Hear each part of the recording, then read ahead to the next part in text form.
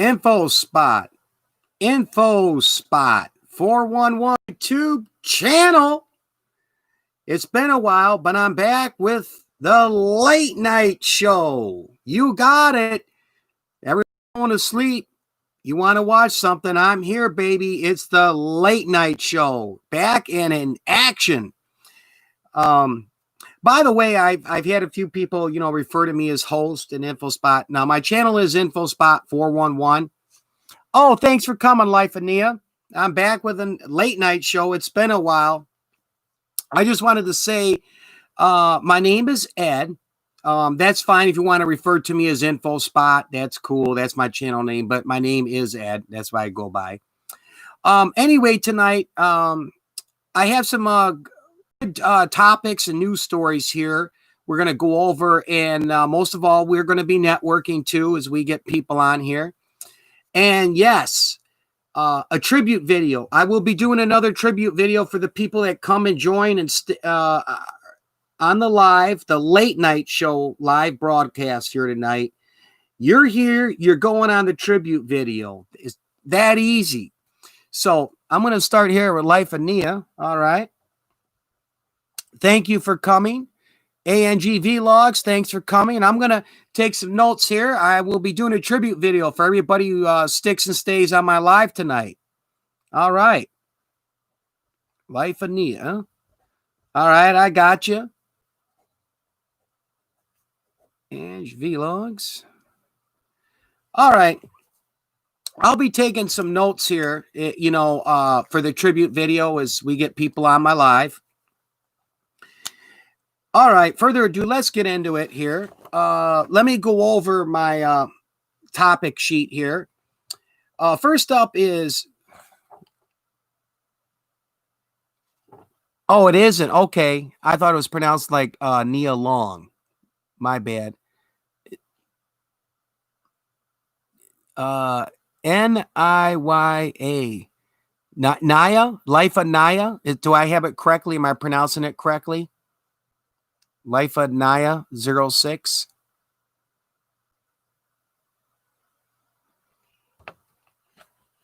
Is it? Okay, Life of Naya. Okay, I got it. My bad. I thought your YouTube name was pronounced like the actress Nia Long. That's my mistake. Sometimes but no problem. Life of Naya. Naya, not Nia, Naya. Life of Naya. Okay. Yes, hello to you too, ANG Vlogs. Thank you for coming. Okay, let me do a quick rundown of what we're going to talk about here on the late night show as well. We will be, let me just move my camera up just a tad bit here so my head don't get cut off. I'm using my webcam on my laptop. Just a slight adjustment. Okay, there we go. Okay, all right. The rundown here for the show tonight. John Mcafee arrested for wearing a thong mask in Norway, like a lady's thong. He was using as a mask in Norway. Now, John Mcafee is the founder of the Mcafee anti-virus software. Definitely network with each other if you're not subscribed to each other. Like I say real quick, when I say the term networking, what I mean by this is you subscribe to someone else's channel, watch at least one of their videos in full, hit it with a like, and drop a nice comment. Simple as that. That's networking, man. Genuine YouTube networking. No sub for sub. Okay. This is a real bizarre news story, what I caught on to, and I'm going to go over this about this John Mcafee who's arrested in there. He has kind of a checkered past, but I'm still not making sense of this. Why in the world someone would be arrested for using a thong, I guess, for a mask with this virus outbreak? Anyway, I'm going to get into that. Next up, I want to talk about this. Some of you, might have heard about this. It's all over social media. And there's actually a YouTube video. It's on YouTube. They censored a little bit of the actual video from when I saw it on the website. But some lady appears to be in her 20s. Anyway, she's upset at her boyfriend because her boyfriend was cheating on her, and she runs him over with her car, killing him. And then she gets out and she crashed her car. Oh, J-Box, thanks for coming. Jukebox, is it here? Let me just take a quick look. Oh, Juxe box. Okay. I'm going to put you in the tribute video for coming. Thank you. I'm taking the notes here of who's here, and I'll get you guys in the tribute video. I'll drop that tomorrow. Oh, at any rate, this has been circulating. Oh, thank you for the like. I appreciate it. I appreciate it very much. Very kind of you.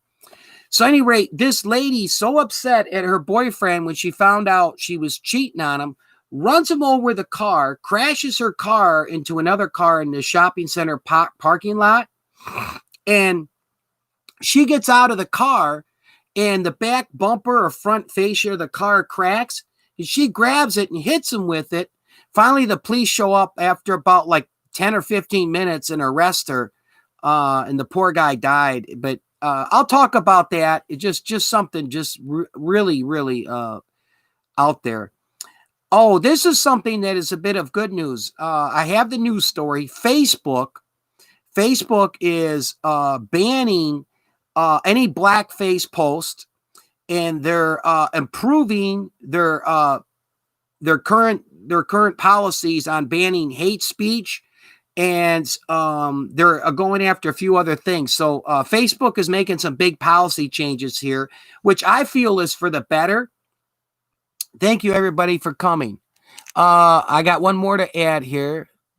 Uncle Pug. Okay. Thank you for the like.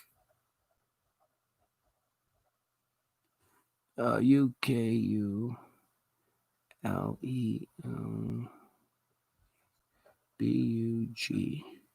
Let me write this down. UKULEA.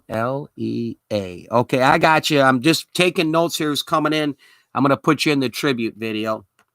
Oh, so anyway, yeah, Facebook is making some major policy changes, which I feel is for the better. I'm going to go over that news article. Next thing to talk about after that, Amazon's top selling items for 2020. I'm going to talk about this and show you some of the top selling items for 2020. And I'm going to tell you why you need to know this. Okay.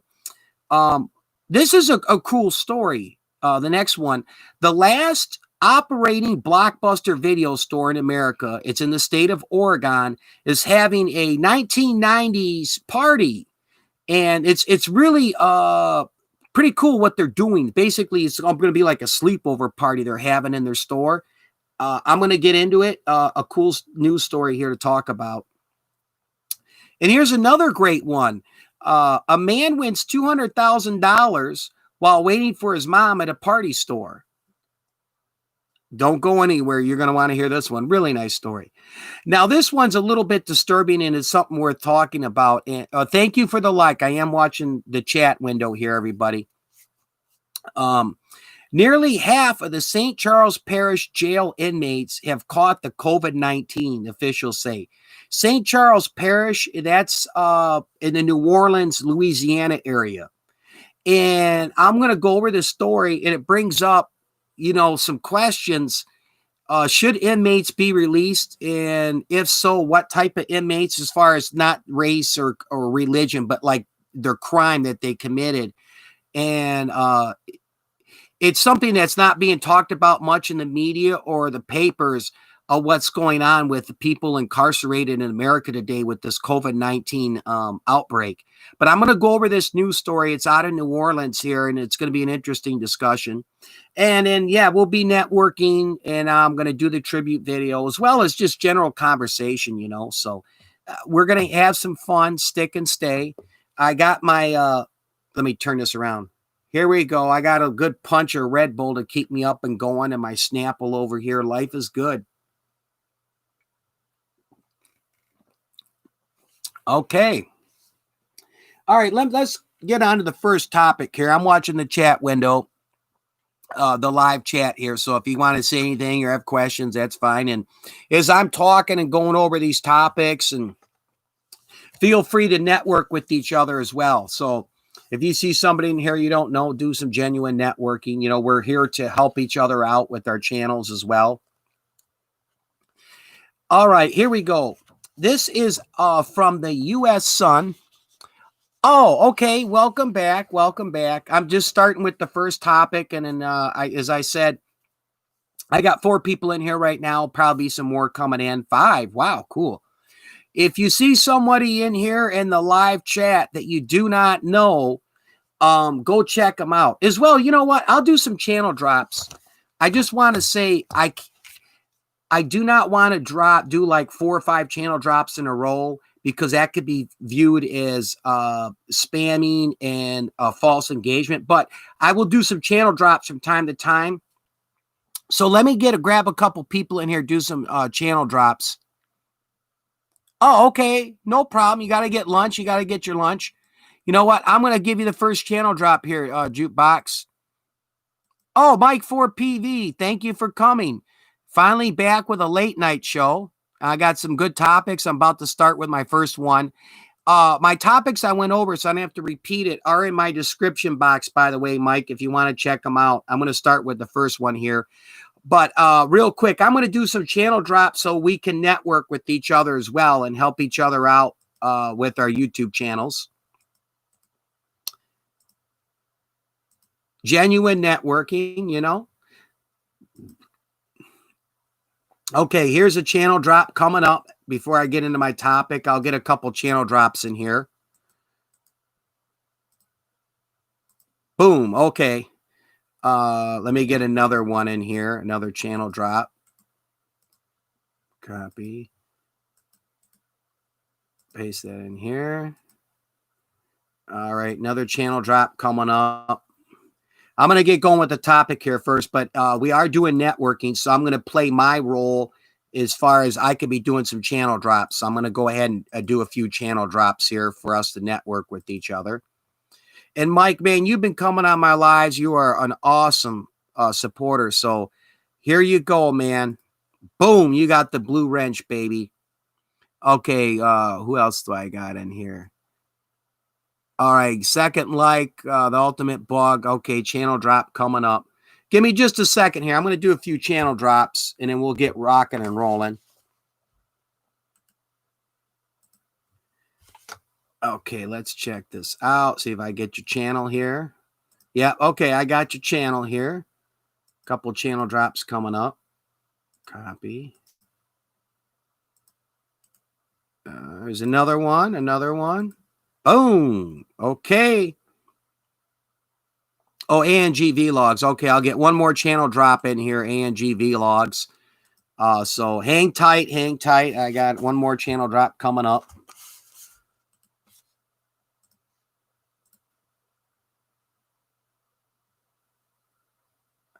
A&G Vlogs. Okay, I'm pulling up A period, N period, capital letters. Let me see if that's you. No, A&G Vlogs. You know, for some reason, I can't grab your channel. I'm doing a search, but I pull up a different A&G Vlogs here. A&G Vlogs. Huh, that's odd. Yeah, I'm not pulling up your channel, A&G Vlogs. Are you there? Okay, no problem, Mike. A&G Vlogs. If you're here, just say hello or give me an emoji, and then I'll throw you a blue wrench so you can give yourself a channel drop here, because I'm not pulling up your channel on the search. Oh, thank you.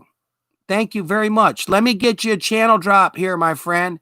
We are networking, and I got some topics here I'm going to go over in just a second. I'm going to start with the first one. It's kind of a bizarre story.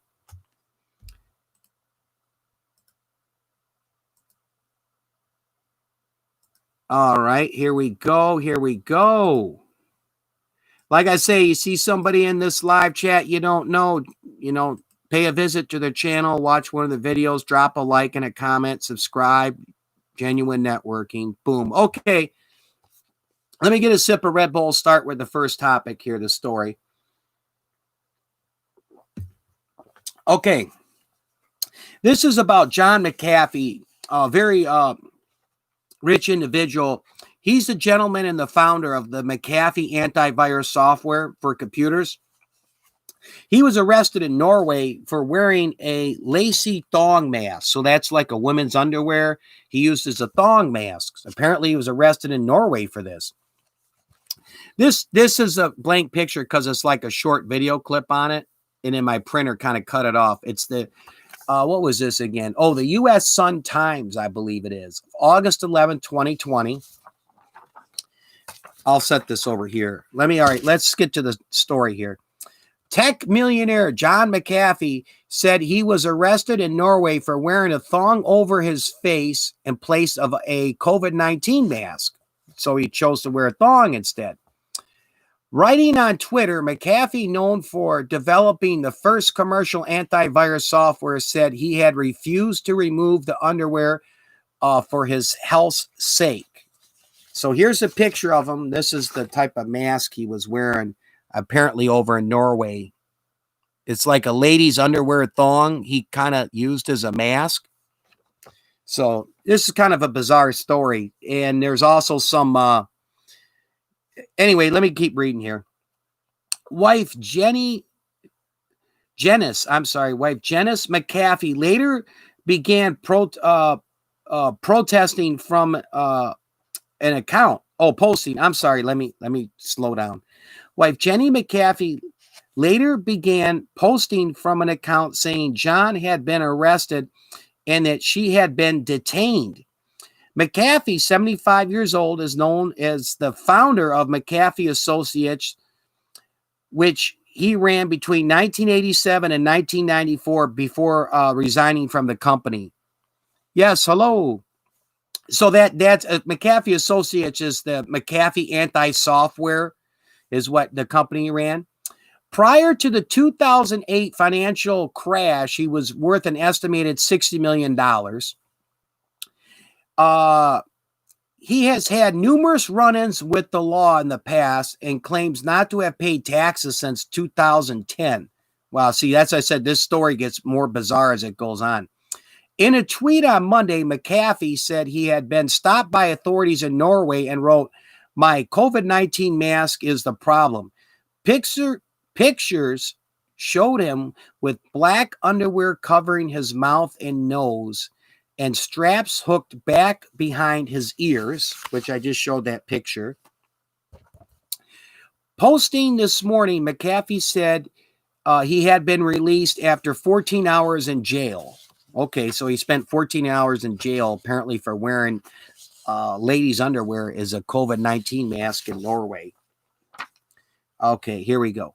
Last year, when Mcafee was detained by the Dominican Republic after a cache of weapons, that means a large amount of weapons, was found on his boat. So apparently he got in trouble last year, and I'll show you a real disturbing picture for having a bunch of weapons on his boat over in the Dominican Republic. Oh, okay. Good night, and thanks for showing up. Bedtime to you too. Have a good night's sleep, sweet dreams. If you can't sleep, I'm here at the late night show.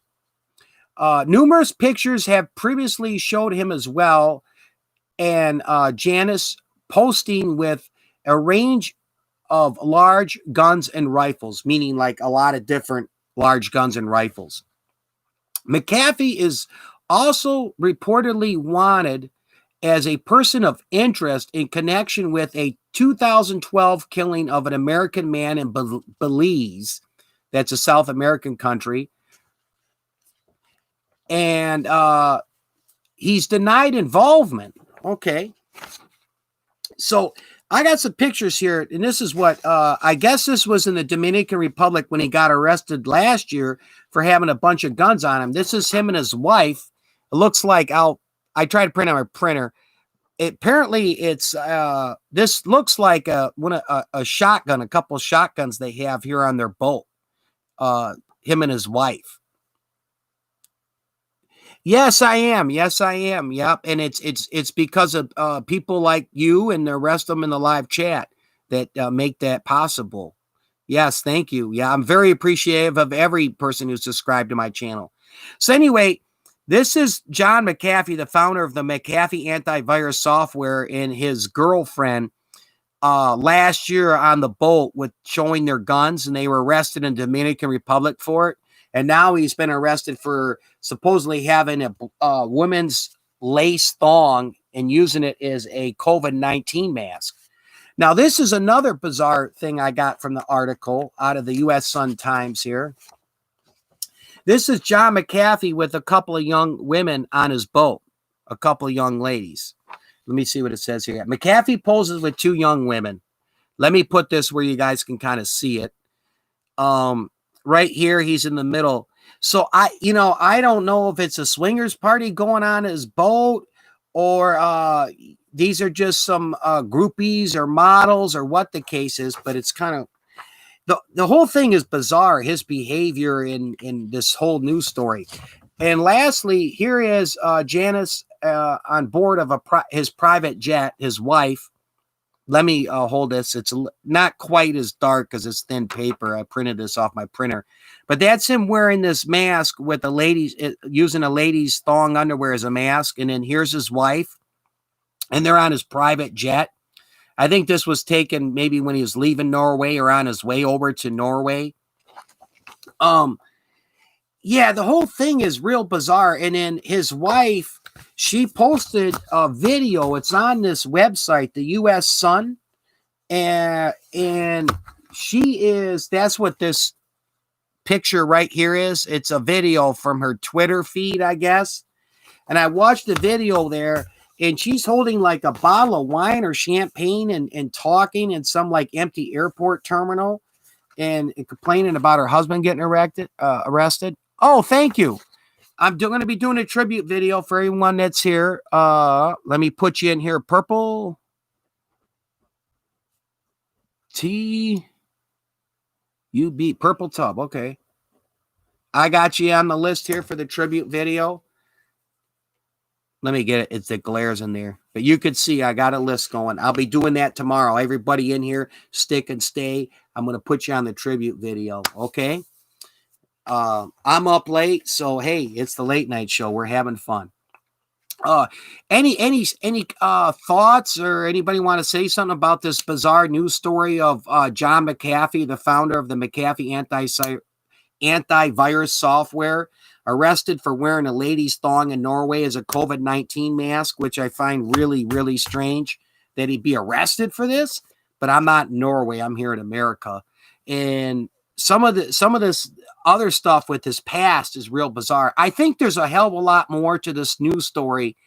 And I'm sure like the Choir or some of these TMZ will probably get a hold of this and find out all what's involved with this John Mcafee arrest in Norway. I think there's more to it. That just seems a bit way overboard to arrest somebody using a lady's thong as a COVID-19 mask. I don't get it.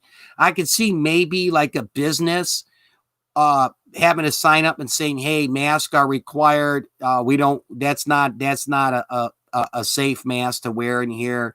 We're not going to allow you to come in or something like that. But to get arrested for that, I don't know. There's seems to be more to the story. Plus his behavior.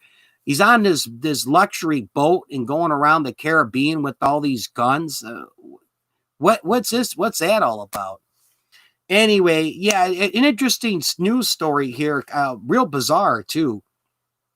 Let me get a drink of my Red Bull and move on if nobody has anything to say about that. Let me get a couple more channel drops here. So if you, like I say again, we're networking. Someone you don't see in here, I'll do a channel drop and click on their channel. Watch one of their videos in full, give it a like and a nice comment, and subscribe, because they'll come back and return the favor to you as well. Not sub for sub, genuine networking. And a lot of times you watch other people's channels, I'm telling you, you're going to get ideas for videos you might do, even if it's not quite your favorite thing, what they're doing, but you'll get some great ideas, by watching other people's stuff. Oh, Purple Tube. I don't think I've got you on a channel drop. Let me get you in here, okay? Yes, genuine following. Correct. Yes, genuine following. Because you see, the problem with that sub for sub nonsense, and as well as like YouTube is really against it and has policies against that. It's not helping your channel out much other than just on a subscriber count, so what's the point if you have a whole slew of people subscribe to your channel, but they're not watching any of your videos or coming on your lives, Okay, here we go. Channel drop coming up, Purple. I got you. I haven't hit your channel drop yet. Oh, no, I agree with you, Uncle Bug. Yep.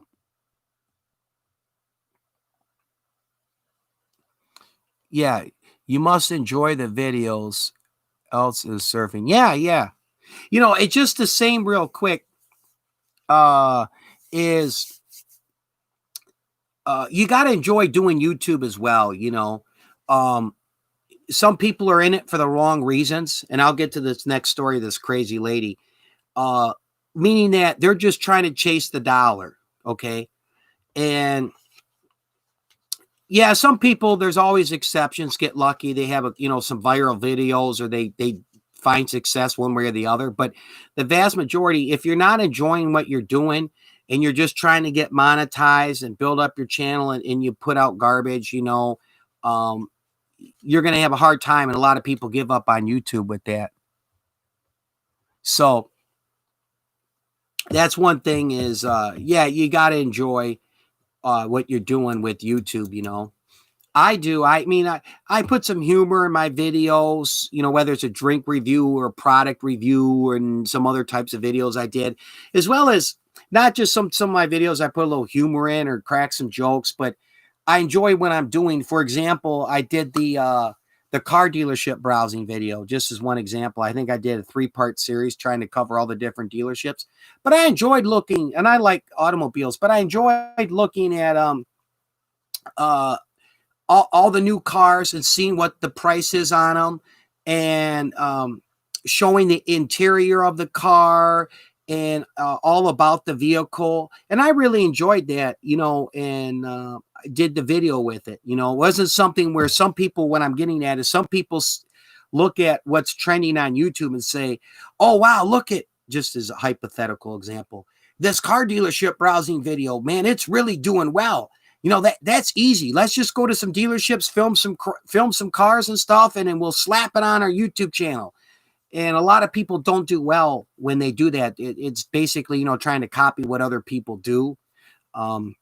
So I don't, that's me personally. I don't like copying what other people do. Now, I will get ideas from other people and I'll run with it. I enjoyed sharing my covers with my viewers too. Yes, you do. Yeah, I watched some of your stuff. I liked you did that Anne Murray song, by the way. It was really good. Before the next topic on this, for example, there's a friend on YouTube, the Ange TV show, okay? And some of you guys know the Ange TV show. A friend of mine on YouTube. And he did a video talking about a blind date he met. And apparently what was funny was when he met this blind date at this Tim Hortons or Starbucks, whatever it was, the lady brought her sister with her, but didn't tell him. And the sister tried to play cloak and dagger and sit in the back of this coffee shop watching the two. And she had a newspaper kind of above her eyes and she was looking, and he caught on to it. But I got the oh, okay, cool. I love the comedy for my viewers. Okay, Life of Naya. All right, 06. Yep. So at any rate, I'm watching the video and then bam, I got an idea for a video watching this video from the Ange TV show. Because I've talked about this with a lot of my friends, is first date red flags. And then on top of doing a video, first date red flags to look out for in a first date, and this applies to men and women. I gave the Ange TV show a special shout out, and I put his channel in my description box, thanking him because I got the idea.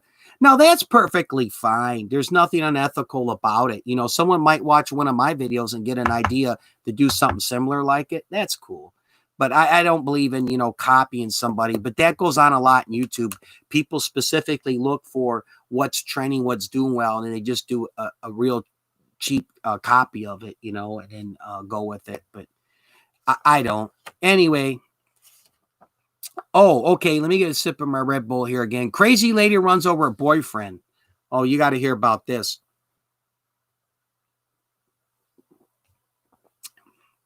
Real disturbing.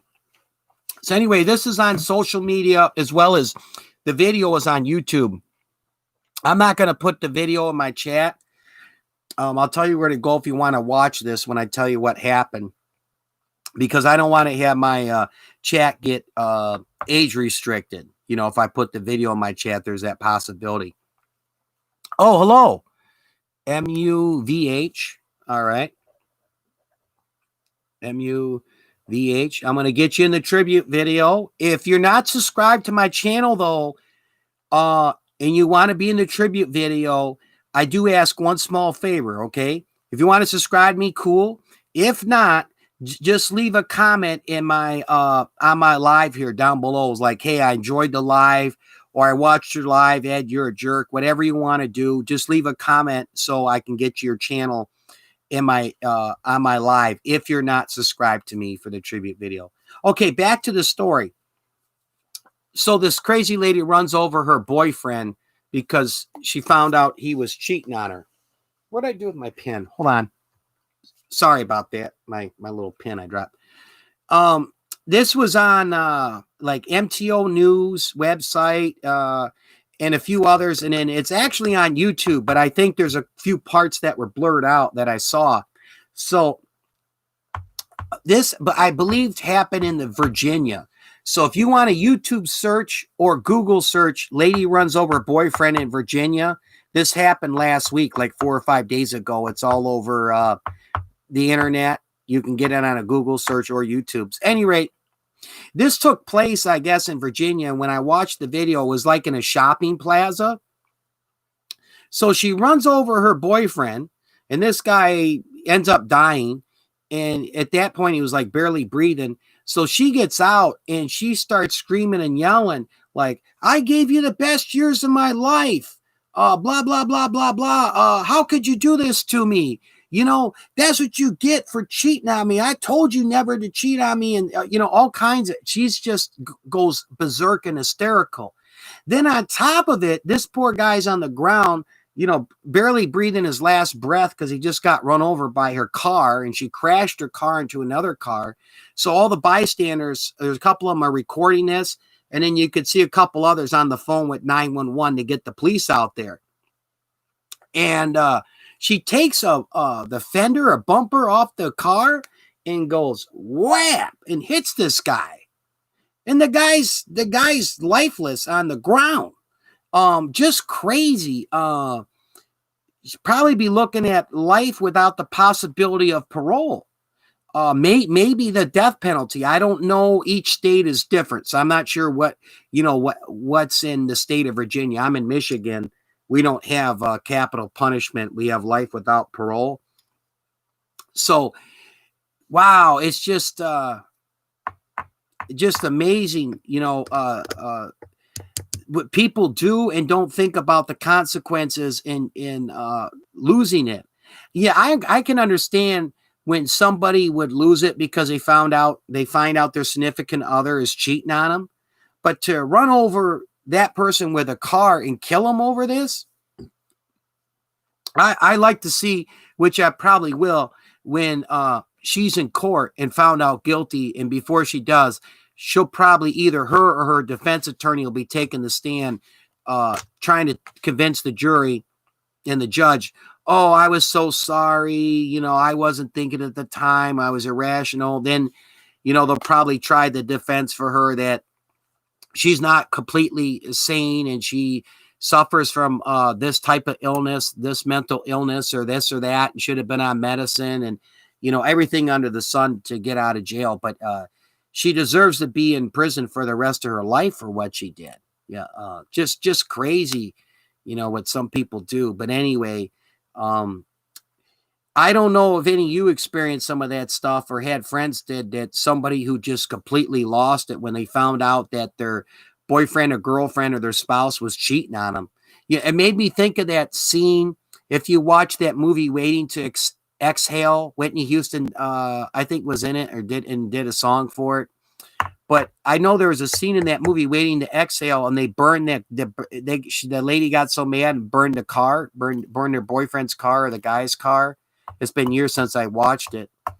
Well, similar to that was the lady from the TLC music band. Was it Left Eyed Lopes? Lopes, I believe her name was. She was killed in a car crash in Central America, but she used to be married to Andre Rison. He was a football player with the Atlanta Falcons. And when she found out he was cheating on her, she took all his clothes and his shoes and put them in a bathtub and set him on fire. But she didn't think enough to bring a fire extinguisher. Oh, okay. That in the movie, okay. She burned the guy's clothes in his car. Okay, yep. And that's where Left-Eyed Lope, if I might be saying it wrong, but she was one of the lead singers in TLC, and she had the little trademark. I think it was the little black slash under one of her eyes. But anyway, she got mad at Andre Rison when she found out Andre Rison was cheating on her, and did the same thing and put his clothes and his shoes and stuff, a bunch of it, in a bathtub and set it on fire. But the house ended up catching on fire and burning down half the damn house. And but yeah, it's I'm kind of bringing this up and just to hear from you guys here in the chat. If you had, somebody or you were involved in a situation where a boyfriend or girlfriend or a spouse completely lost it and did something like way over the top because they found out that, they were being cheated on.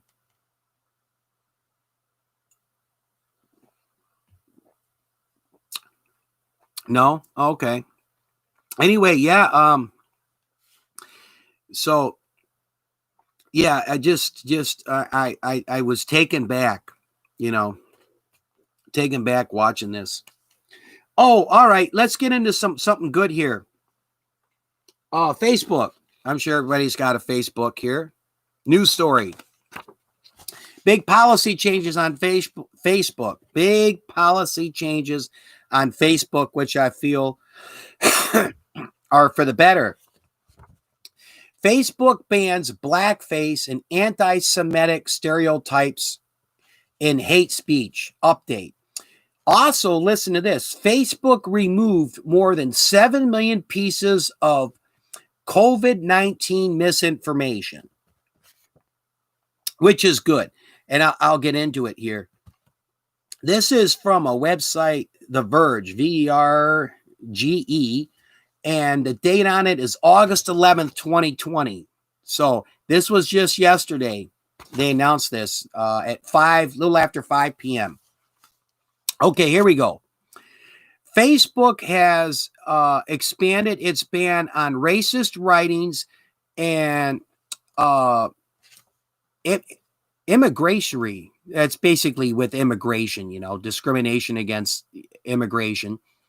With new rules specifically prohibiting depictions. Well, I should say new rules prohibiting blackface. Now, what that is some of you don't know about this. There's been some number of big people, but blackface basically is someone who's white and they paint their whole face black. That it's now prohibited. Oh, there was some governor guy running in West Virginia or Virginia. And it came out years back that he had, have had plenty of situations that I witnessed where girls were almost to kill the guys for cheating. Oh, okay. Wow. Yeah. MUVH. Yes. Oh, anyway, one example was there was an incident, some governor running. It was a governor in Virginia. He had some blackface photo that surfaced years later. Okay, so moving on here, Facebook is banning this stuff, okay, on their website. And also images suggesting that Jewish people control the world in the majority of institutions. So any type of discrimination that are anti-Semitic towards Jewish people, Facebook is ramping up their policies and cracking down on that as well. Facebook already has a broad ban means a large ban on hate speech, but the company also maintains a detailed list of prohibited language. For example, like comparing groups of people to insects. That's a banned type of hate speech that it'll pick it up and it will not. They will remove the comment and possibly ban the page or the user. And protected characteristics. Where is it? To tell us what isn't allowed. Okay, where are we? Okay, this type of content has always gone against the spirit of our hate speech policies. This is the head of Facebook here.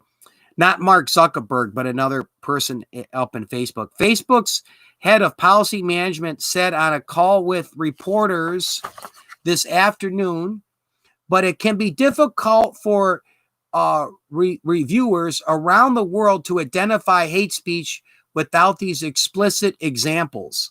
So they're going to have it in their policy, certain things that cannot be said because it can be considered discriminatory and as well as hate speech. And they're also cracking down on these fake news posts concerning the COVID-19, which I'll get into here in a second. The company says it has now established teams inside both Instagram and Facebook to help the products feel fair and inclusive. We've made progress combating hate speech on our apps, but we now know we have more to do ensuring that everyone feels comfortable using our service. There's Rosalind. Anyways, the Facebook's vice president, and he writes in a blog post. So this is the Facebook vice president's blog post I'm about to read. Today's policy update came alongside the release of Facebook's 6th Community Standards Enforcement Report. As part of the report, the community revealed that it has removed more than 7 million pieces of harmful coronavirus, or I refer to as COVID-19, misinformation on Facebook and Instagram between April and June. Wow. So Facebook has actually removed 7 million posts and comments of misinformation on the coronavirus from April of June this year. This includes posts about fake cures and preventative measures. The company also put warning labels on 98 million pieces of misinformation about COVID-19 that didn't rise to the level of the ban. The company also put labels that's like warning people on 98 million pieces of misinformation about the COVID-19 that didn't rise quite to the level of being banned. Wow. Yeah, so there's apparently a lot of that going on Facebook, but this is the article here. I think it's, I'll give you my opinion here, and then feel free to type in the chat as well on this news article. I think it's a great thing that they crack down on the hate speech, whether it's directed towards the Black community, Jewish community, the white community, and different religions and that. I'm all for and I support free speech, but I do believe that there is a distinction when it comes to some Facebook. And two, it's not free speech on Facebook, and I'll explain why. Yes, we have the constitutional right of free speech. However, Facebook is a privately owned website. Okay, so they are well within their right to enact policies what they deem is inappropriate or discriminatory. You can have certain groups and organizations, and I'm not going to bring them up, that can be racist or discriminate against others. And in America, they do have a right, for the most part, there are certain exceptions, to say what they want to say and march and go there. But when it comes to a private website like Facebook or, any the NFL, it's organization, They have a right to enact and regulate policies restricting certain things dealing with speech. So if they deem certain things as hate speech, it's not coming on there. But here's where the other side comes in, okay? Trying to look at both sides of this issue is the other side will say, well, you got to be careful because when you go down the road of restricting and banning, let's say, quote unquote, hate speech, you don't want to get down the slippery slope because what's next and what would I say or someone say that would be deemed as hate speech? You know, you got to get into the contents of what they say. You know, so the old slippery slope argument is true as well. So, any rate, I think it's a good thing. You know, especially some of this fact checking stuff, and it's liberal and conservative, especially on the internet. There is a lot of I'll get to the comments in the chat here 1 second, but there is a lot of fake news, bad news that gets posted in the internet. And, you know, people run with that. But now they have like PolitiFact is one, the PolitiFact website. They fact checked a lot of this stuff. You know, when people are misquoted and they run it as a news headline and say, oh, my God, this politician said this or this celebrity actually said that. And when you find out the facts, it was totally taken out of context. So I like the idea of fact checkers being on the social media is a good thing. Let me take a look at the live chat here. People should respect each other, and people get out of hand on Facebook behind a screen. They say things that they might not say to someone's face. It is nice that Facebook is cracking on it, down on it. Purple Tube, I'm totally with you. Yeah, they have plenty of situations. Okay. Oh, no, that was another comment. Yeah, I'm totally with you, Purple Tube, is it's like the old school term. This goes back some years. They used to call someone, they'd say, oh, you're just a telephone tough guy. Why don't you come over here?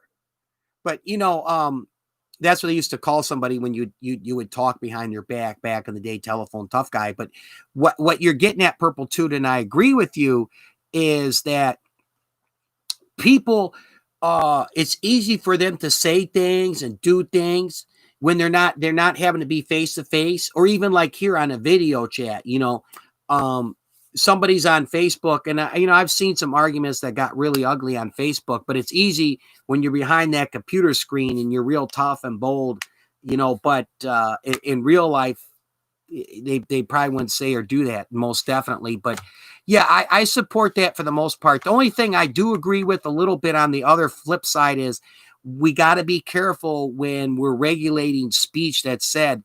Well, here in America, we have free speech.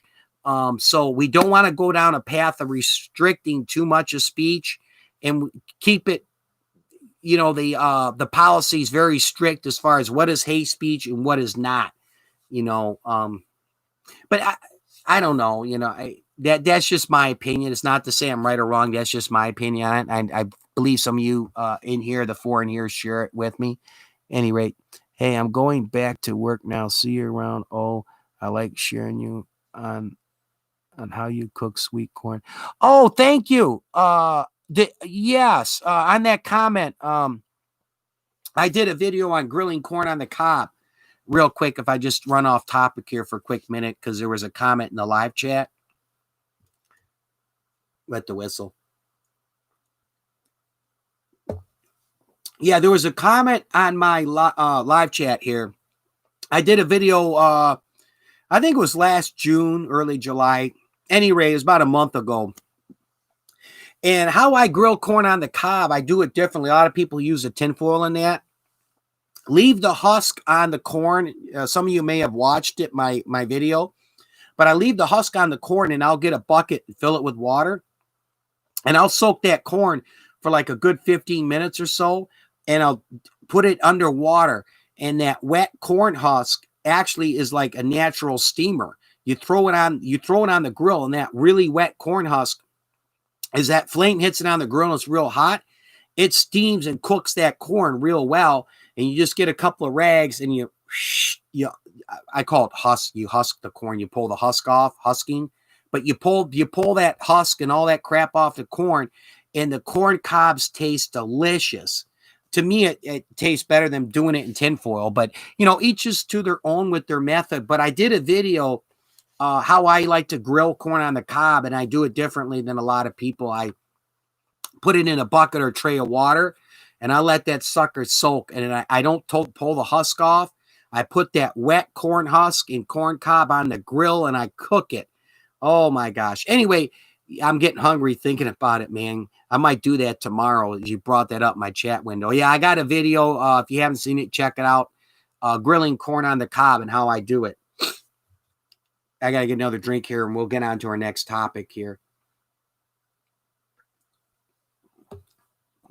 Amazon. Yeah, next up here on tap, I got for you 5 in here. Stick and stay at least for another 5 minutes at minimum. You're going to want to hear this. I got something to tell you. Amazon's website, okay, Amazon's top selling items in 2020 and why you need to know this. And I'm going to get to that right now. You say, Ed, I'm on YouTube. I don't deal with Amazon. I don't buy or sell on Amazon. It doesn't matter. You're going to want to know this. See how I give my little teaser? We're going to break for commercial. I'll be back in 5 minutes. Not on YouTube Live, man. You better keep the people entertained and interested, or they're going to leave, man. This is a whole different medium. I got to get some Snapple. My throat getting dry. Red Bull keeps me up, and I think the Snapple is going to hydrate me, so what the hell. Okay, here we go. Let's get into this here. All right, I printed this up. I just did a screenshot on it because this thing shows like 50 items. All right, Amazon's best sellers for 2020, and this is updated hourly. Let me bring this a little bit, okay? So I'm going to tell you about this, then tell you why you need to know this. This is the InfoSpot 411 YouTube channel.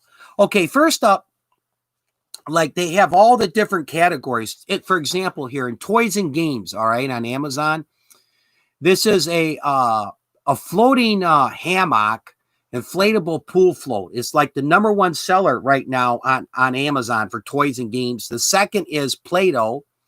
The third is the Corolla crayons. Oh, okay. I get that with the back to school, the kids, and especially this hot weather, the pools.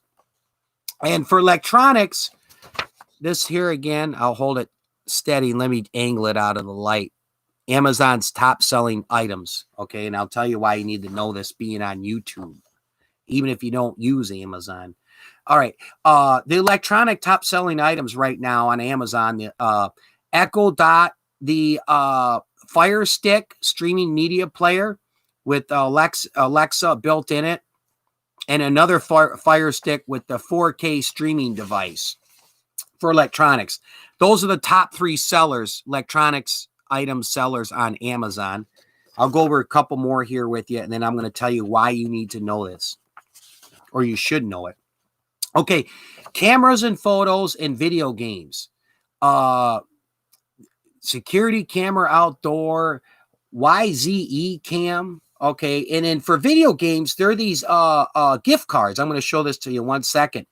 PlayStation, Xbox, and Nintendo gift cards are the top selling video game items on Amazon, and these cameras are for like photo and stuff. But those are top selling items on Amazon. Let me just back it up. It got a little cut when I printed it. That's why I got the note there. Okay, one last one, and I'm going to tell you why you should know this. It deals with making money on YouTube. Hint, hint. Okay. Books, Midnight Sun, Live Free or Die America, Sean Hannity. And then I guess there's like a documentary books on the TV show The Friends. Those are the top 3 selling items. And then some clothing stuff here, some women's panties and briefs and these like water sports shoes. And that is, oh, clothing, shoes, and jewelry, and books. Those are the top items selling. I'll hold that here so you can see it. Okay, that's it. Now I'm going to tell you why you should know this.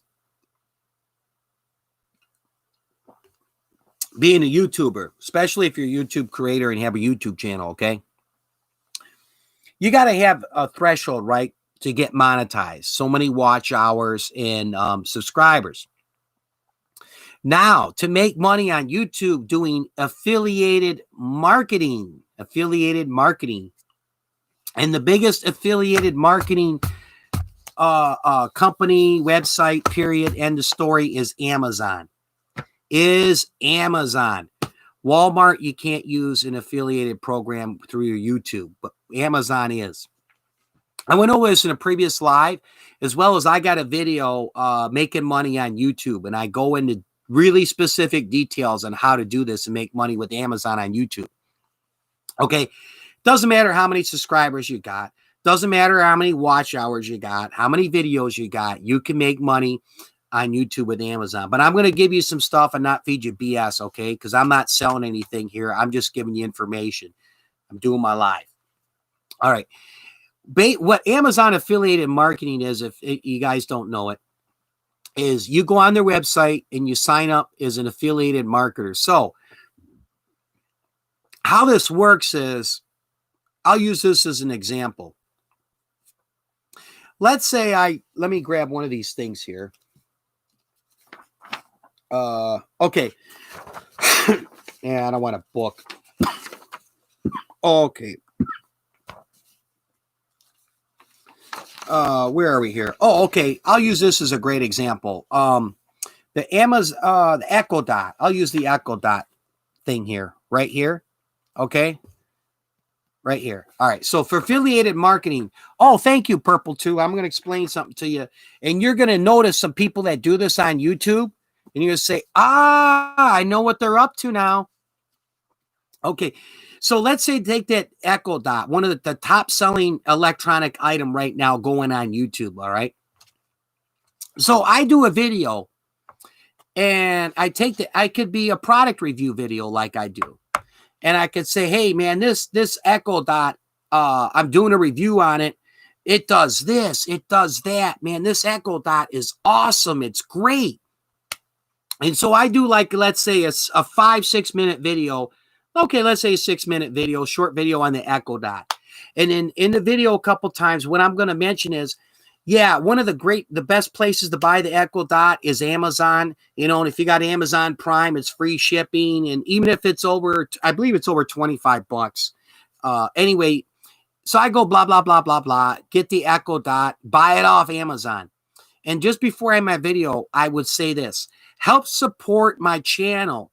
If you want this Echo Dot, click the link below my video in the description. I have the Amazon link. It'll take you right there to buy the Echo Dot. It's right on the Amazon website. Well, guess what? Anytime somebody clicks on that Amazon link, that's your own affiliated marketing Amazon link, and they click on that link and buy the Echo Dot, you get a percentage of the sale. Because what you're doing is you're bringing a customer to Amazon.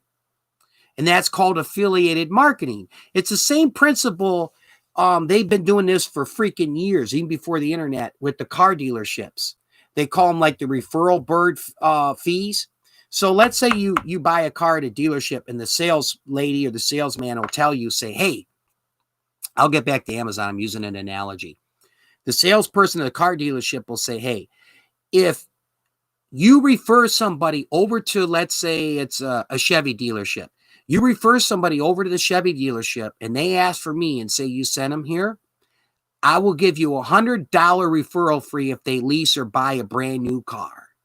Because what that individual's doing is getting the customer, bringing a customer and a sale to the car dealership and that car salesman or car sales lady, okay? So that's basically the principle of the Amazon affiliated marketing. You're putting out a video and you're bringing customers from your video over to Amazon. You're not having to ship a damn thing. You're not having to buy stuff and store it and then hope to resell it, okay? None of that. You're not in it on any money. the affiliated marketing with Amazon. All you have to do, well, hey, you're learning now, Purple 2. This is InfoSpot 411 YouTube channel. My humor. Any rate, okay. So let's say I do that video and I'll call it, I do product reviews. Okay. I'll get into why I'm not doing affiliated marketing right now. So let's say I do a product review and it's on that the Echo Dot, one of the top selling items on Amazon. All right. And I set up my affiliated marketing account with Amazon. So during my video, I say a couple times, help support my channel. Click the link below and go right to the Amazon website and buy yourself an Echo Dot if you got one. And the reason I say help support my channel is I want to try to emphasize to that individual watching the video who's wanting to buy that Echo Dot that, hey, oh, if we buy it by clicking on, Ed's Amazon link, InfoSpot 411 Amazon link, we're helping out his channel versus like me bringing up another window and going on Amazon myself. So you get a percentage of that sale because what you're doing, affiliated marketing, you're marketing products off Amazon and selling them through your YouTube channel. So you're doing the marketing for Amazon and selling their stuff. And when Amazon says, hey, we'll give you anywhere from I think it's like 3 or 4% up to 12%. It varies on the type of item that is sold. And you don't have to do a damn thing. All you're doing is you're advertising a product off Amazon. You're not having to ship nothing. You're not having to buy anything. Now, the how should I say policy? I'll use the word policy. One of the main policies with affiliated marketing with Amazon is, though, you have to sell at least one item within 90 days of setting up your account. And you cannot buy something yourself, all right? But how you get around that, you heard it here on InfoSpot 411. Oh, welcome to the show. Thank you for coming. Yes, thank you for coming. My name is Ed. You can call me Ed, host, or InfoSpot. Anyway, back to what I was saying with the Amazon affiliated marketing. So, yeah, when you put that link below the video, they click that thing on, you get the percentage of the sale. Now, when you set up your Amazon affiliated marketing account when you set up your account with Amazon, you do have to sell one item within 90 days or your account will be suspended and you have to wait, I think, 60 days to get another one. But here's all you have to do, and it's not violating their policy. All you do is you call up one of your family members or a relative, okay, that's not at the same address where you live. That's important. So you call up Uncle Bob or Aunt Mary and say, hey, can you do me a favor? I got this Amazon account, or go over and see them. Say, hey, here's $35. Order a couple items off Amazon, but go to my YouTube video, click on the link and order it off Amazon and have it sent to your house. Shop till you drop, buy what you like there. So that way now you met the requirement of their policy and you got your Amazon affiliated marketing account. I'm not God's account, but you keep the account. Let me move my drink over. I'm talking a lot, so I gotta stay hydrated here. And now a couple more things on Amazon affiliated marketing. Yes, hello. Thank you for coming, Raul and Kate and Angie Vlogs. Thank you. Myself, I think I'm just shy of 1,000 subscribers. Not quite shy. I'm getting near there. But I don't get too involved yet with the Amazon affiliated marketing. And I could probably do a little bit of it in my product review stuff, but you want to have a good subscriber base and videos that are hitting, in my suggestion, before you get too much into the Amazon affiliated marketing. Because let's say if you post a video, like a lot of my videos, and your video is getting maybe like in a day 45 views, okay? And I'm advertising some product from Amazon and I put my link below the video. I'm lucky if I might get one sale on that. But if you're posting a video and let's say within a week, you're getting about 800 views on that thing and getting a lot of views, man, that's when you want to put those Amazon affiliated links and tie them in with your video and make some money. And now you don't have to be bothered and worried too much about meeting certain thresholds of subscriber and watch hours with this. You can go ahead and do it. But my suggestion is build up your subscriber count, and you want videos where you're getting a lot of views on. Because let's be honest, if you're posting a video, okay, and I had this happen to me, and let's say you might get 30 some views on the thing, you know, in a week or so, you're not going to have much success trying to do affiliated marketing links on that. But it's a way of making money. And as well,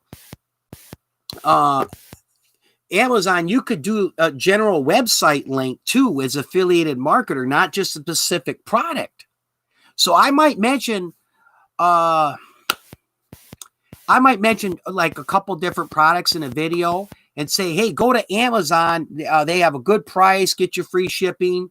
You know, they're someone reliable to buy through.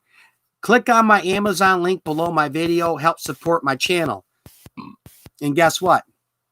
They go on Amazon and they buy that product, and they might end up buying 3 or 4 other things. You're getting a commission off of each of it. That's affiliated marketing.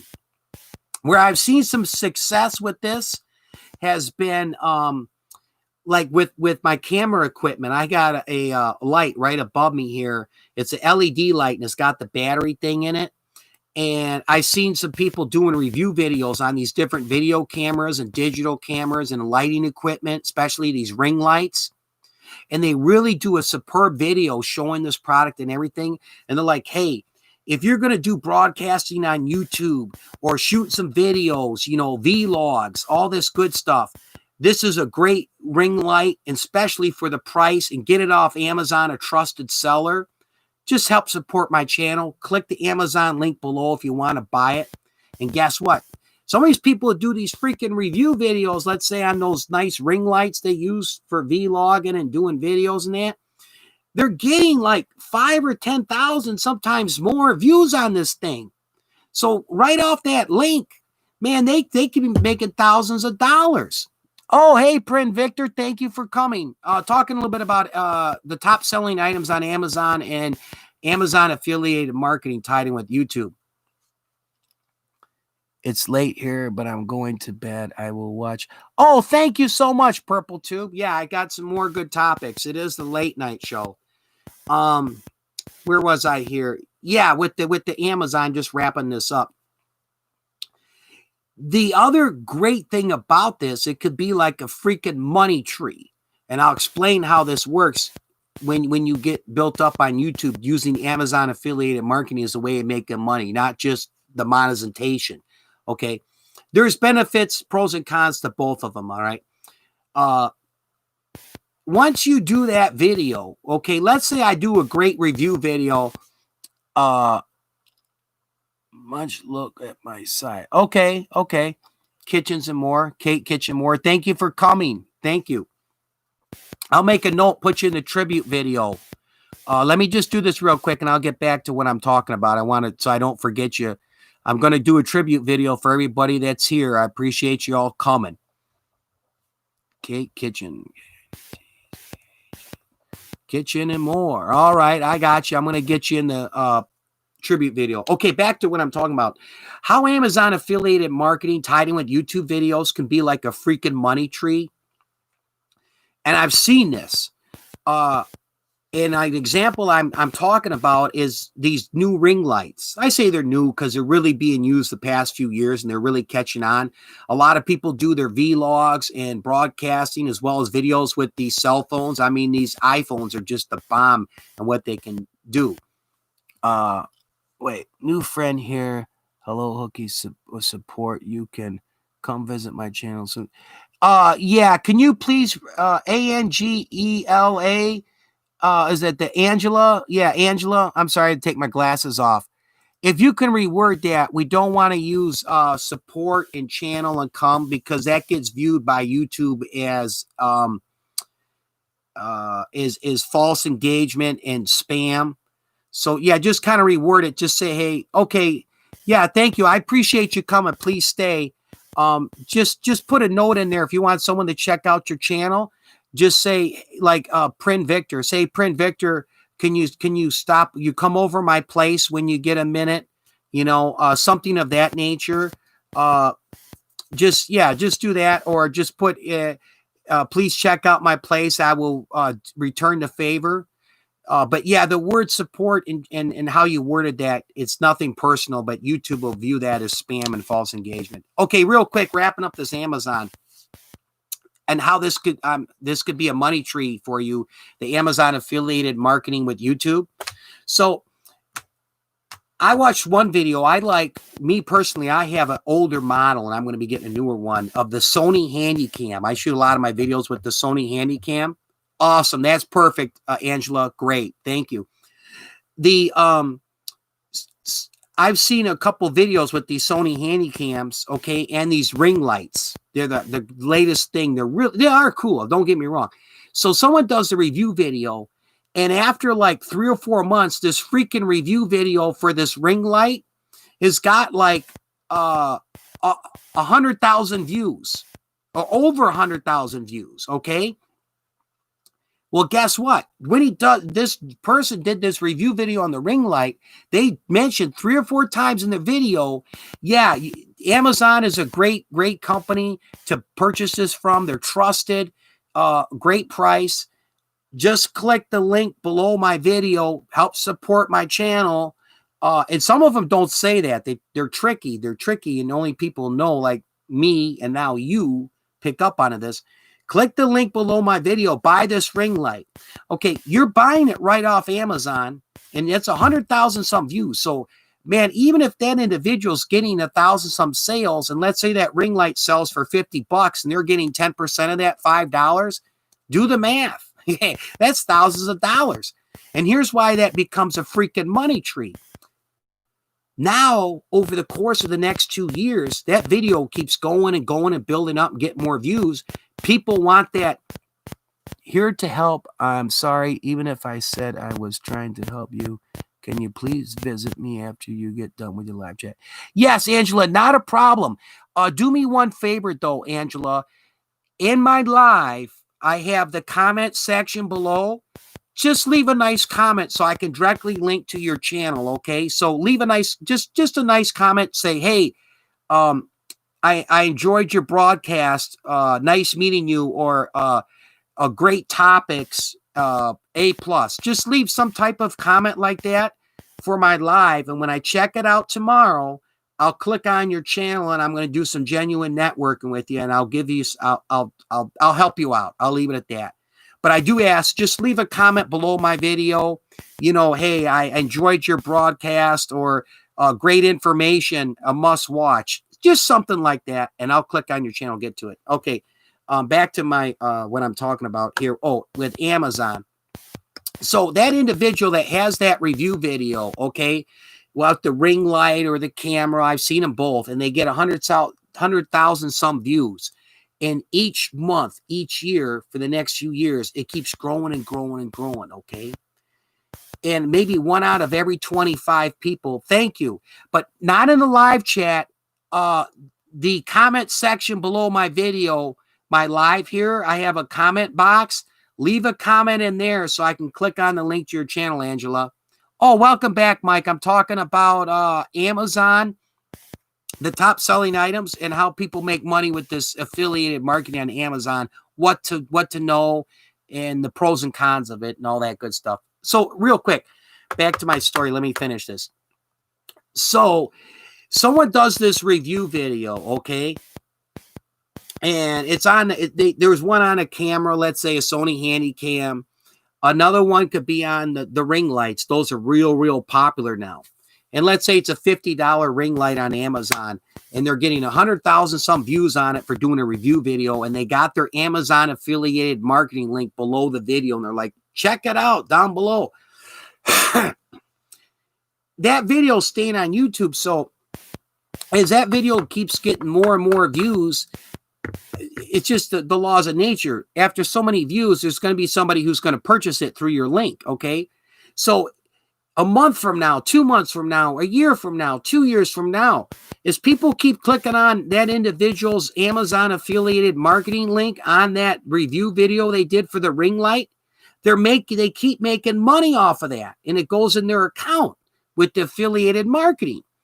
But like I say, nothing's easy, and I'm not going to BS you, like these clowns do and say how to make all this money overnight. Easy. I did it. You can do it. No, it don't work like that in real life, Charlie.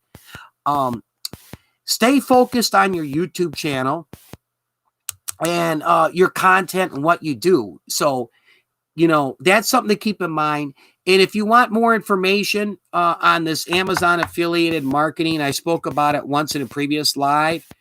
You can check out one source is I have a video, ways of making money making money on YouTube. I got a couple dollar signs, and it's a whole PowerPoint I put together for a YouTube class I did.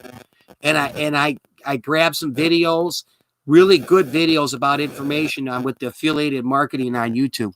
Host, can you really enlighten me? I'm more interested. Kate Kitchens and more. Yes, Kate Kitchens and more. I have some other topics I'm going to get to, but I'm going to tell you this, okay? This is what you need to do, all right?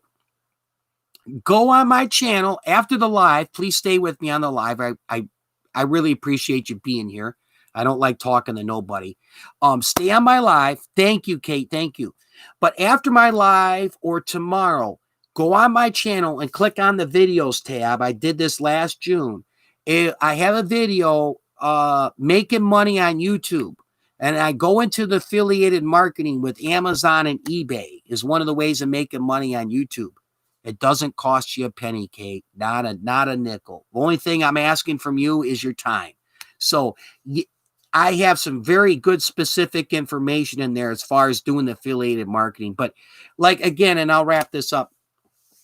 I think Mike heard me talk about this on a previous live here. With the Amazon affiliated marketing, there's things to keep in mind before you sign up for that and you start posting this affiliated links in your videos, okay? You want videos that are going to pop. I don't give a damn if you're doing videos on recipes and it's homemade spaghetti, or you got a channel doing vlogs or a channel doing pranks. You want to have videos, whether you have 500 subscribers or 50,000 subscribers, where you're getting, a good amount of views on before you get into it. And another simple thing is you can just simply do this. You sign up with Amazon affiliated marketing, and there's several affiliated marketings. I'm just saying Amazon because they are the biggest. All right. You could just post the general link to Amazon as your affiliate account. So when someone goes on Amazon through your link, any freaking thing they buy, you're getting a percentage of the sale. And you put that on your video and you be honest. Okay. I'm about having good character in life and being honest. You say, hey, please help support my channel. It costs me money. We don't want to get into cost. We all know as YouTube creators, it's money and time doing this. But you just want to simply keep it short and sweet, all right? And be honest with this. Help support my channel. Oh, thank you for coming. Help support my channel. Click on my Amazon link below. It's Amazon's website. Shop till you drop, to your heart's desire. This really helps support my channel. So if you want to support my channel and there's something you want to buy on Amazon, click the link below my video. It helps me. And the bonus I don't say bonus, but the nice thing about this affiliated marketing, you don't have to meet no freaking YouTube standards like the monetization that says, hey, you got to have so many watch hours. You got to have so many subscribers. So that's something to keep in mind. If you want more specific information on this, one source, not the only one. On my channel, I got that video I did making money on YouTube. And I show a lot of, I give specific detailed information when it comes to affiliated marketing with Amazon and eBay and whatnot. So that's one place you can go. As well as just simply Google search Amazon affiliated marketing. and spend a good hour and you could read all about it. But my video is another good source. Anyway, that's why I brought this up as a topic here tonight and I'll just bring this picture back and in this. These are top selling items on Amazon. They're updated hourly. And for example, with the video gaming, the top selling items are these gift cards for Xbox, PlayStation. I think that's Nintendo Switch. These cameras are the top 3 selling items under the cameras and photos. And then like, here's the top selling book items. But that to keep in mind, if you do get into it, take some time, look at the top selling stuff on Amazon. Something you might like might be something that hardly anybody's freaking interested in. So any rate, that's why I brought that up. I got a few more things to talk about. Oh, here's a cool story. Oh, thank you. Thank you, Kate. And Angela, yep. Is it Lombarda? Thank you for the 100 and the smiley face. I appreciate it. You guys are awesome. Okay, let me get into this. This is a really nice story here. Well, it's interesting and fun, you know. Get away from politics and religion. World's last blockbuster video store listed on this website, Airbnb. Okay. Now, this is the last blockbuster video store that's still open and running, is thriving as a business. It's in the state of Oregon. Now, what you're looking at here is a couch, and then here's a TV with the Blockbuster sign. Oh, sorry. You said after telling them to support your channel and what? Nest, my network was bad.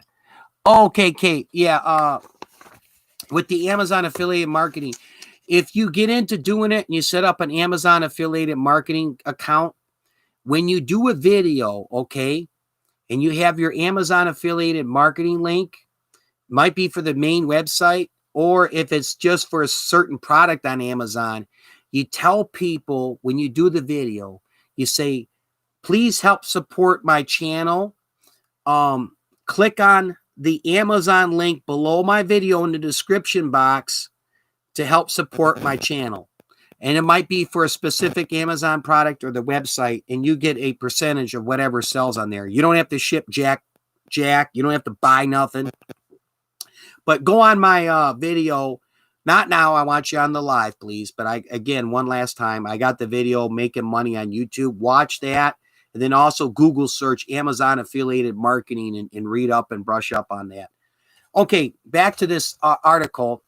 And thank you for staying on my live, Kate. I appreciate it. All right, this Blockbuster video store, the last one that's in business in Oregon, and it's actually says here in the world, any rate, is being listed on Airbnb website for a series of 1990s themes sleepovers. And what this is part of the Blockbuster. This is in the Blockbuster video store, and they took apart and they put carpet in here, part of the store, and they put the couch in here, some ottomans, and then the table lamp, and they're going to have food and drinks. And people, it's like $4 to stay there for like 5 or 6 hours, I believe, after they close. And with the COVID-19, they're only allowing so many people per time in this, and I'll get in the article. And they got the TV set up and everything like the 1990s, and they're going to show movies, so you can go in the store. It's kind of cool. Okay, yeah, thanks, Kate. All right, let me read this article here for you. This is from August 11th on the UPI website. Oh, you're welcome. The world's last Blockbuster video store in Oregon is being listed on Airbnb for a series of 1990s themed movie sleepover parties. So this is like a sleepover party. Sandy Harding, who has been the store manager at the 20-year store since 2004, listed the Blockbuster was this bend accommodation, the Blockbuster party, that's what they're calling it, the 90s party, for up to 4 people to stay at a time for some different dates in September. Harding had a living room set up inside the Blockbuster store complete with a large 1990s era's TV. So they're using an old picture tube TV, a VCR, that's a video cassette recorder, and a plethora of tapes. So they're using the video cassettes that they're going to be watching. It's 1990s party, and they got a whole like living room thing set up inside the store doing sleepovers. It's our 20th year as Blockbuster. We are hoping to celebrate that this year. But with the COVID throwing a wrench into everybody's plans, we were really excited to be able to pull this off, she told CNN. She said, Airbub listing is a way to give back to the community that has kept the video store in business while all of the other Blockbusters have gone bust. It's only $4 for the night, a penny more than you would spend for a new release, this Harding said. That's the manager of Blockbuster. And again, here's the picture. I think I got a bigger one here. Yeah, well, yeah, they're both the same size. Oh, sorry. Let me get this one more time. So this is inside the store. It's like a living room setup. And they got the couch here and the two tables with the lamps. And then they got like an old school big picture tube TV with a VCR, video cassette recorder, and their Blockbuster sign. And then people can go on the website and sign up and pay to do like a sleepover 1990s party. And they're using a VCR videotapes, and they're going to be like all 1990s older movies that they're going to be watching. It's the last Blockbuster video store that's open, that's still left. I thought that was kind of cool. Bro. Oh, thanks for coming. Yeah, thank you for coming. BRO, yep, Vlog, I got you. Thank you for coming, man. I appreciate it. I'm watching the live chat as I'm talking. Let me get a drink of Snapple, and I'm going to tell you a few things about the Blockbuster store. Some of these Blockbuster stores are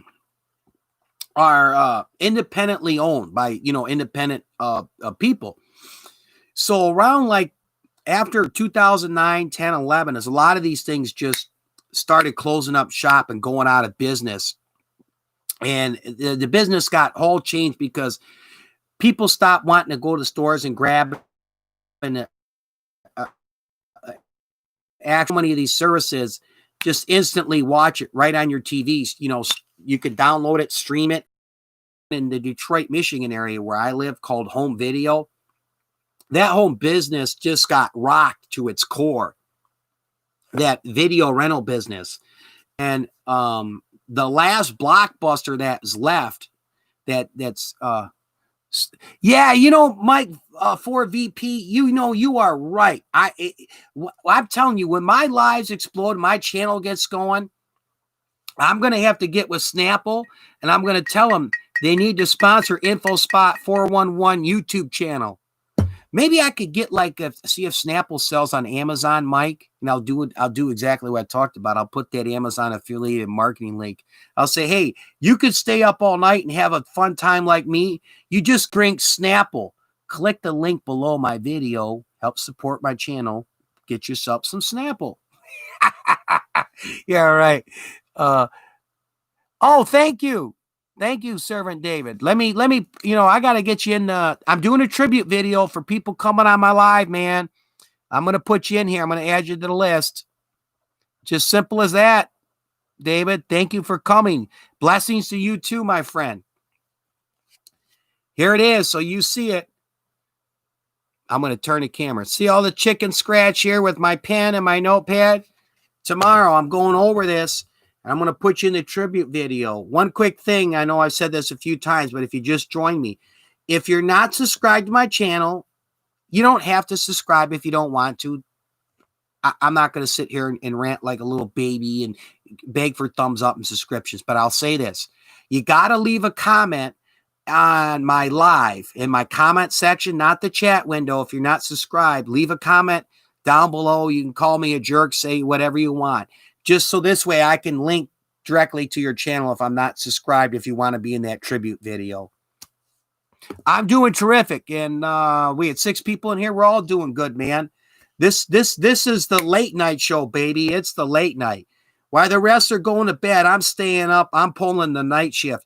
Man, this is about us. We're having a fun time. That's how it goes, man. I'm drinking Snapple. Life is good. One sec. Oh, anyway, the Blockbuster. Yes, it's live, man. You're live. It's not Memorex, baby. It's live. You're YouTube live. That's it.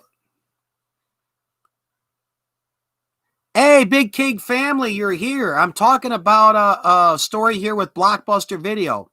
They're throwing a 90s party, Blockbuster Video, and people sign up through a website, and they set up a living room right inside the Blockbuster store. And they'll go in there and have an overnight, apparently, sleepover party and watch 90s movies on a VCR and an old TV, and just a blast. Anyway, this last Blockbuster story is the last Blockbuster store. Let me slow down. The last actual operating Blockbuster store in the state of Oregon. What happened is that whole video rental business has just been slashed and killed. And Blockbuster had to file the Chapter 11 some years back. So some of these Blockbuster stores were not actual like franchise stores, and the individual owners were allowed to wait. No, host, I'm asking where should I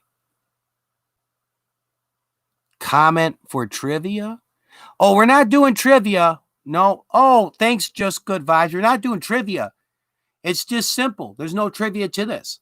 You come on my live, you stick and stay, you're going in the tribute video, not trivia video, tribute video. Like you pay tribute to a band, I'm paying tribute to you guys for coming on my live. It's just as easy as that, man. Oh, you know what? I got a couple other people, like the Big King family. Let me get you in here. The Big King family. You're going in the tribute video. That's right. Just Good Vibes. You're going in it as well. Just Good Vibes. All right. And you know what? Once I'm done Blockbuster, I'm going to do a couple more channel drops here for you guys who just joined me. That's right. That's right. It's a tribute video to you guys. You'll see a few of them that I've done recently on my channel. It's basically what I'm doing is I'm getting exposure to your channels. People watch it and be like, oh, Mike 4VP. Okay, let me check out that channel. So that's what it is. Oh, yeah, you're much appreciated, Big King family. I watch your lives too, man. Much love to you and your husband, man. You guys, you're a happy family. You do great lives and videos. I enjoy it. Oh, real quick, back to the Blockbuster. So all these Blockbuster stores across America were shutting down left and right, and the company itself had to file Chapter 11 bankruptcy because it's just the how should I say, technology caught up with it, and the market just went, people not wanting to rent the damn videos. You can do Netflix and Amazon Prime and pay-per-view on Comcast and satellite. So that whole market, now they did try years back. I don't even know if Netflix still offers it. The mail-in DVD club. Yep. We've seen your tribute video and have connected with us. Oh, wow. Okay, cool, big family. I'm gonna drop some links here in just a second once I finish this. So anyway, is the whole market changed and people stopped giving a rat's behind about wanting to go to these video rental stores. Blockbuster had no choice to file Chapter 11, and they were late to the game competing with Netflix. When Netflix first started out mailing DVDs, so did Blockbuster. Yeah, there's one left in America that's open, and it's in the state of Oregon. So anyway, Netflix first started out doing the mail-out DVDs. I don't know if they still offer it, but at any rate, Netflix got into the instant downloading thing where you can just stream it with the internet. Thank you for coming. So, Blockbuster was behind the ball with this. And by that time, thank you for the thumbs up. I appreciate it. You guys are all awesome. Blockbuster ended up having to file Chapter 11, and all the franchise stores shut down, and a lot of these independent owners We're closing down, as well as like these other franchise video stores. They're all done too now. It's just a change of the times and technology. So in the market dictates a lot of things. The market dictates a lot of things, just say it slowly. However, this one Blockbuster store is still up and running. It's the last one left in America.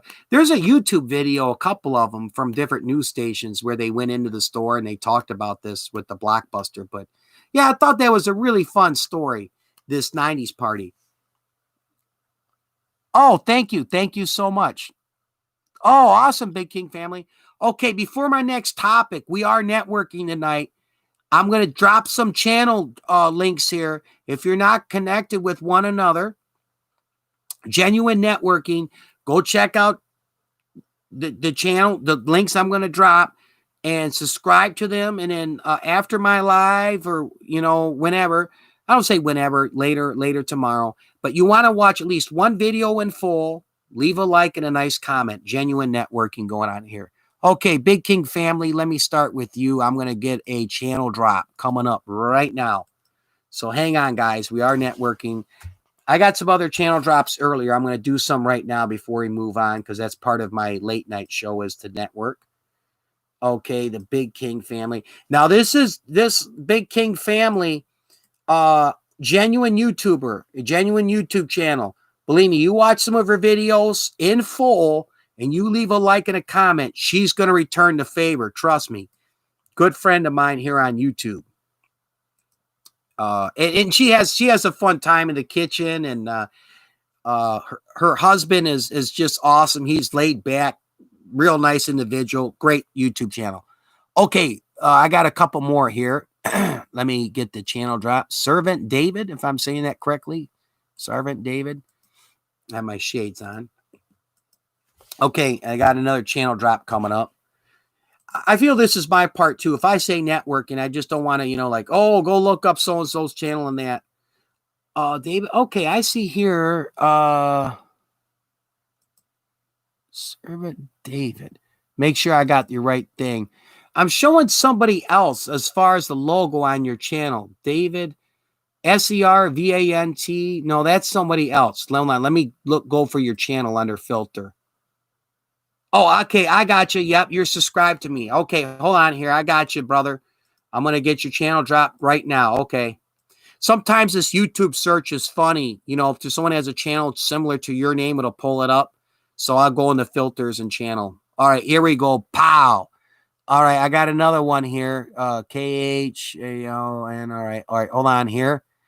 Another channel drop coming up. Let me come over here. Now, if you're not subscribed to each other, like I say, not just sub for sub. We don't do that here. I don't promote that. Genuine networking. Go over and watch a video in full on their channel. Leave a like and a nice comment. Then subscribe to their channel as well.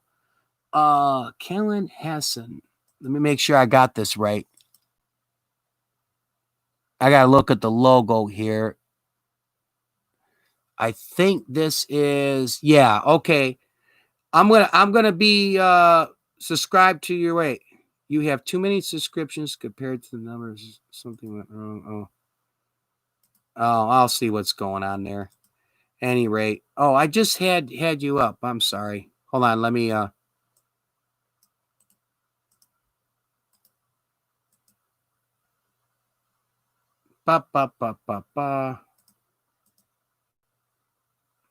Where are we here? Hold on here. I'm going to do one more channel drop. My internet here.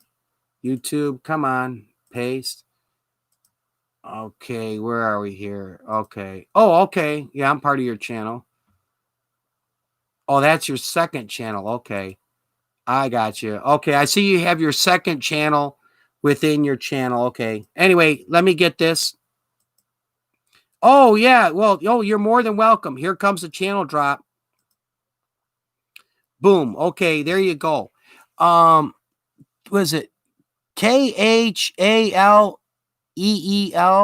Hussein or San? Yeah, I got your channel. What was confusing me is you have a second channel you have advertised on your main YouTube channel, and it said subscribe. And I was like, I thought I'm subscribed to you, which I am. It was your second channel. And when I hit the subscription button, it gave me some weird message. So anyway, I got your main channel that you're on here with on a channel drop. So yeah, we're doing the genuine networking. I got a few more stories here. This is Late Night Show. We're up late. Okay, this is another great story here. This is from the UPI website, August 11th, 2020. Man wins $200,000 while waiting for mom at the store. How cool is that, man? Let me get this so the light kind of blurs it a little bit. Just angle it. That's him. You know, he's got his mask on here. Where is it here? Yeah, right up here. And then that's the big check for state of Virginia. Went on a lottery ticket, $200,000 while waiting on his mom. All right. A Virginia man said he decided to buy a scratch-off lottery ticket while waiting for his mother at the grocery store and ended up winning $200,000 courtesy of the Virginia lottery. That's what a lot of those state lotteries do. If you hit a big jackpot and they'll take a picture, they'll give you, I'm trying to get this so the camera doesn't. Oh, here we go. That takes the glare. I'll put the other light back on. But there he is with his big check, you know. Here we go. Lights back on. Okay, so let me read the story, what happened here, finish it. A Virginia man said waiting for his mother to finish her shopping at the grocery store led to winning $200,000 lottery jackpot. How cool is that, man? Herbert Struggs, that's the gentleman's name who won this money, the $200,000 lottery ticket. He was waiting for his mother at the Food Lion store in Richmond, Virginia, when he decided to pass the time by purchasing a winning hand scratch-off lottery ticket. Struggs said he scratched the ticket off after arriving home and handed it over to his mother to confirm what he was seeing. She got all excited, Struggs recalled. She said, I won. The ticket was $200,000 top prize winner. Struggs said he doesn't know what he plans on doing with the money yet.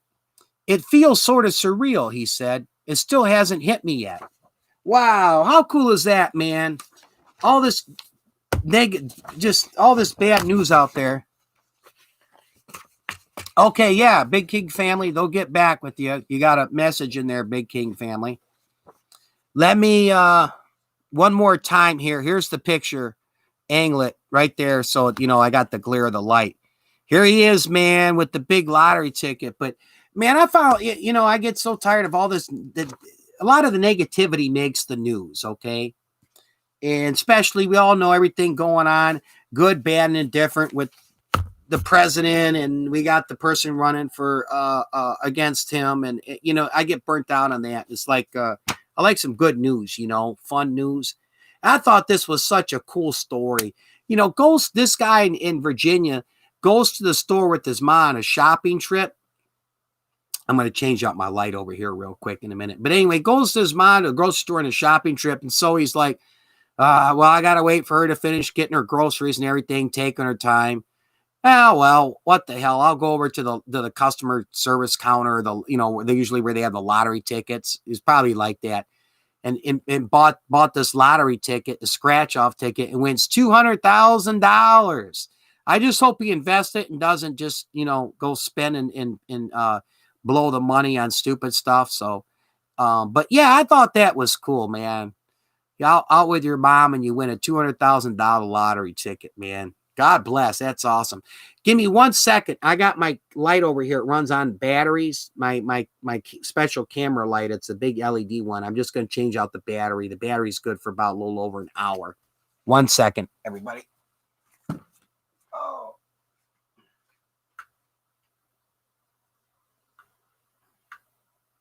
Oh, okay. Hold on. Shut it up.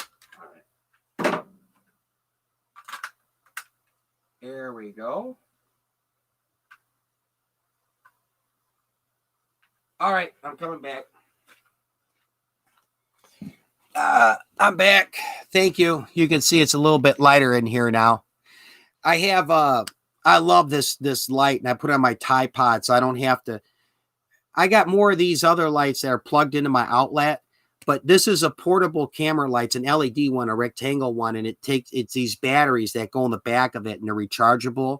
And I got 3 of the batteries, but when I shoot videos or I do my broadcast, I use it. What I like is I already got 4 or 5 different cords running in my power strip. So, and I can put it wherever the hell I want it and not have to worry about an extension cord and running a cord. And I stick it up on my tripod. The thing's great, but the one drawback is with it, when I put it on full power, it's usually good for about maybe a little over an hour on full power, the battery is, and I got to, swap the batteries out.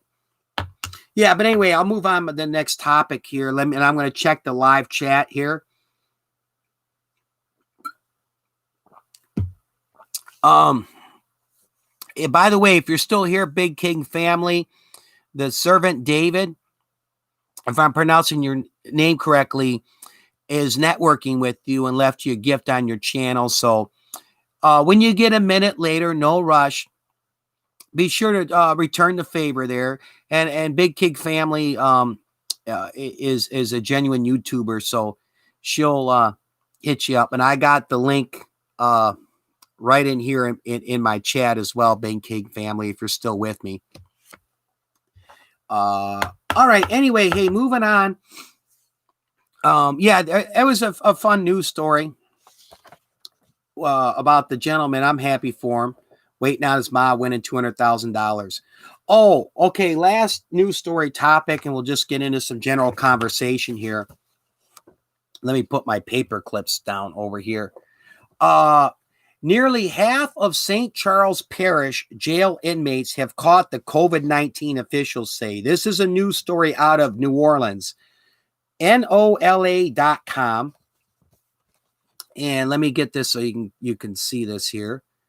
But yeah, this is the fence and whatnot outside this jail. In St. Charles Parish, I believe it's just outside New Orleans, Louisiana, or that's the county that New Orleans, Louisiana is in. But it brings up an interesting topic here to talk about. Let me read this first, and I'll give you my opinion and something that's worth talking about in discussion here. The sheriff's office first announced receiving positive test results on July 20th. Despite our best efforts, the virus got into the inmate population and quickly spread. Almost all were asymptomatic and must have recovered, never displaying symptoms. 19 asymptomatic means that you have it, but you don't know you have it, meaning that you're not having chest problems, respiratory issues, severe headaches, these signs that come with this COVID-19 when you're asymptomatic. But the scary thing is you could spread it to others, and some others that would catch this can really get affected in a bad way. Let me just wipe my eyes here. I just wear these shades not to look cool, but I have all this bright light on me, and it makes my eyes squint. So that's why I have my shades on when I do my broadcast. All right, anyway, back to the story here. The outbreak at the St. Charles jail appears to be one of the largest at a prison or jail in Louisiana. Among the St. Charles Parish jail, hundreds of inmates are local inmates awaiting trial. State inmates housed on behalf of the Louisiana Department of Public Safety and Corrections, and some federal inmates housed for the U.S. Marshals Service. Let me flip this over. Okay. 196 inmates have tested positive for COVID-19. The jail had 406 inmates in custody as of Tuesday. So 196 inmates in this county jail came up positive with COVID-19 out of 406 as of Tuesday. All new arrestees, that means all new people that have been arrested, are being quarantined since the beginning of the pandemic. according to the sheriff's department. I don't quite believe it, but at any rate, let me move on. The virus slipped in through inmates who weren't showing symptoms. All new arrestees are now being tested for the COVID-19 virus, and screening procedures at the time of arrest have been ramped up, said the sheriff's department. The sheriff's office first announced receiving positive test results on July 20th.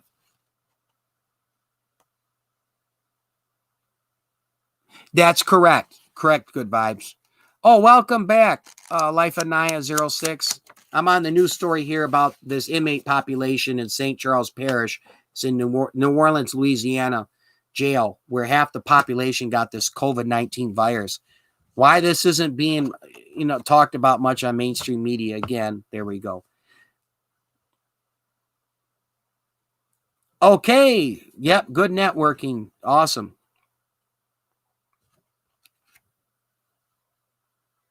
I'm reading the chat here, and I'll get my story. I do believe it neither, for that many people have it. Yes, yeah, Big King family. Talking about the COVID-19. Back to the story here real quick. I was just checking the live chat. And I'm almost done with this. And then I'm going to give you my opinion and thoughts, and then I'd love to hear from you guys as well. Okay, less than a month after the St. Charles Parish Sheriff's Office first reported having inmates with the COVID-19, nearly half of the parish's jail population has tested positive, jail officials confirmed Tuesday. The outbreak at the Nelson Coleman Correction Center, that's the name of the St. Charles Parish County Jail, New Orleans area, which has infected 196 inmates out of 400 some, has prompted federal inmates like two men accused of murder for hire plot to request immediate release due to this COVID-19 breakout and extraordinary transmission rate. That's what this attorney's saying. One judge hasn't ruled yet on the issue of letting out some of these inmates. And another judge has denied some of the requests for the inmates to be let out. Sheriff Greg Champagne, that's his name here, the sheriff. Anyway, the county sheriff says most of the inmates haven't shown symptoms and 166 have recovered. Oh, wow. Well, I'm saying that sarcastically. Oh, yes. Big Kid family, Servant David, he left you a gift. So when you get time, make sure you connect with his network with his channel, and as well as Life of Naya 06. Okay, my thoughts on this. Let me get this story here. I'm going to give you my opinion. I'd like to hear from you guys. There's some interesting things here with this story. Where am I? I'm trying to get the picture. This is the jail right here. And this is just all the stuff on the news story I printed up. I thought they had another picture in here. Did they? Yeah, just the sheriff's department logo. Okay, let me get back on track. I'm sorry. Okay. It brings up an interesting, issue here. We have these inmates, okay, in our correctional facilities, from county jails to state prisons, federal penitentiaries, all right? So you're getting a county jail here where half the inmates have contracted this COVID-19, and it's spreading like crazy through there. We do have a constitutional amendment, all right? This is where we could really take this baby to the U.S. Supreme Court. A constitutional amendment, okay, prohibits cruel and unusual punishment. It's word. I might not be saying it correctly, but cruel and unusual punishment. Man, if I'm an attorney and it takes money and time, but this is something that could be a constitutional issue and get to the U.S. Supreme Court. If we have a correctional facility, all right, where the COVID-19 is rapidly gone through that facility, I think that constitutes cruel and unusual punishment. The COVID-19 spreading through there, people are serving a sentence, okay, or term in jail or prison or whatever, and they're doing their time. That's what their sentence is. They have to do, let's say somebody got their third DUI and they got to do 8 months in the county jail. Okay, so they're paying their due back to society. Okay, they're serving their 8 months in jail. They're entitled to, food and water, heat, a bed, those type of things have to be provided. Even medical care, that is a right, within reason. But when I'm getting at where this gets into a constitutional issue is that you're exposing all these inmates and prisoners now to this COVID-19, and a lot of them are going to be getting sick. Some are going to die from this. So that becomes the state's responsibility. And if it's federal inmates, it's our federal government's responsibility. They have to provide them with the safe. Thanks for coming back. They're required to provide them with a safe, healthy environment. If not, that to me now violates our constitutional amendment of cruel and unusual punishment. I consider that cruel punishment. If I go to a county jail and I'm paying my dues for something like, let's say my third DUI, I'm in there for 8 months. Okay. Part of my sentence going to county jail is not contracting COVID-19. And you're putting my life at risk by doing this. But what gets done about it? Well, that's going to probably be brought up if this issue goes to the U.S. Supreme Court.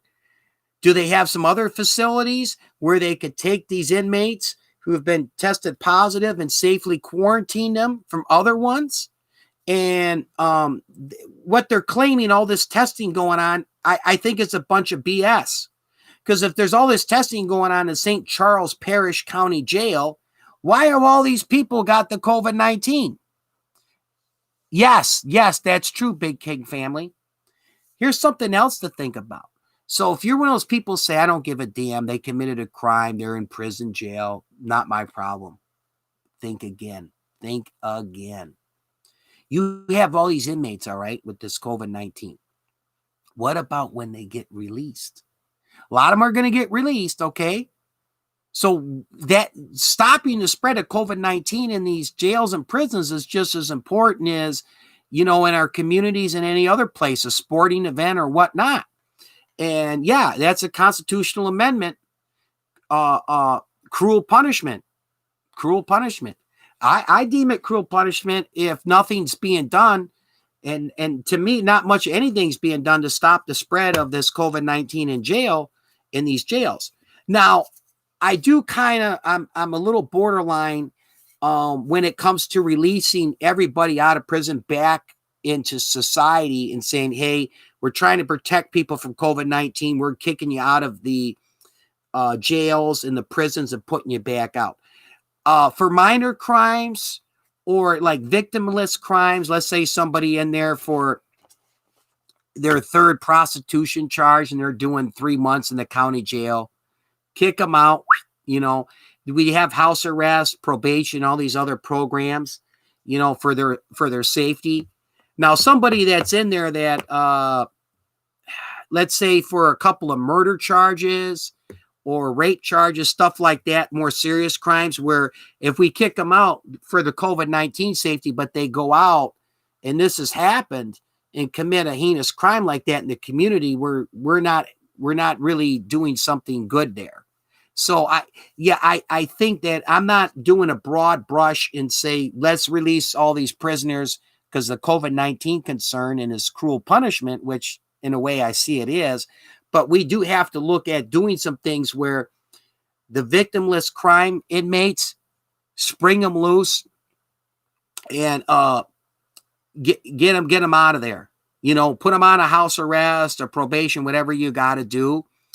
Get them out of these jails and prisons. Now, the serious people that have committed crimes, I'm talking like the murder, the rape, and so forth. I'm not going to go through the whole laundry list, more of the felonies. Then what we should do is looking at is other precautions and measures Do we have some closed down facilities that we could use to get more of this social distancing? What, I don't know all the inner workings that maybe they might have to start where they eat inside their cells, or when they do go to a chow, that there's no more big gatherings. But that could be deemed as a constitutional issue, as cruel punishment if this COVID-19, like in this St. Charles Parish County Jail, is just spreading like freaking crazy everywhere. So, yeah, that's an interesting issue, and that's been an issue getting debated from like the American Civil Liberties Union to other groups as far as should we release inmates? What inmates should be released? What inmates should not be released? But this is a problem that should be addressed. And what's sad is it's probably going to be like 5 years from now when this COVID-19, knock on wood, if most of it is gone, that then they're going to look back and they're going to start making the news of how many of these inmates have died. And a lot of news stories are going to come out. These people that have committed like petty crimes and went in and contracted this COVID-19 and died while they were in jail. A lot of this COVID-19 that came in there, not from the other inmates, but even for some of the staff. During the COVID, I realized that the government has so much money and could help the community a lot more than they choose not to. Life of Naya, yeah, you make a valid point. And like, I don't get too much into politics, but I'll say this because it's kind of neutral. I'm disappointed because you got both political parties from the Congress and executive branch, the president, and the judicial branch that has nothing to do with this, but it's back and forth, and it took a lot of BS went on with to get this last stimulus check last April. And there's been all kinds of news stories floating around about another stimulus check coming out. This is one example I'm using, Life of Nine. And yeah, it is these two, what they need to do is focus on getting help with this stinking the COVID-19, and let's get this thing beat, as well as helping the freaking people. Because you got one party that says, we'll sign off on this bill, but we want such and such and such and such added to it. They call it like earmarks. We want money allocated for this, allocated for that.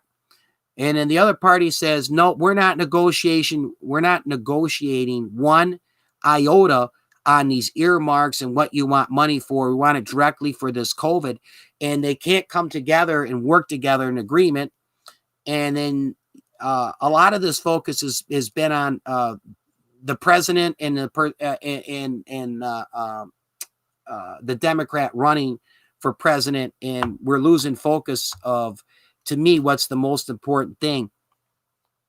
We're giving schools and computers, we feel, free food, protection for the homeless. Yeah, those are important, Life of Naya. Yes. I'll just put it this way. I'll touch on the politics a little bit, okay?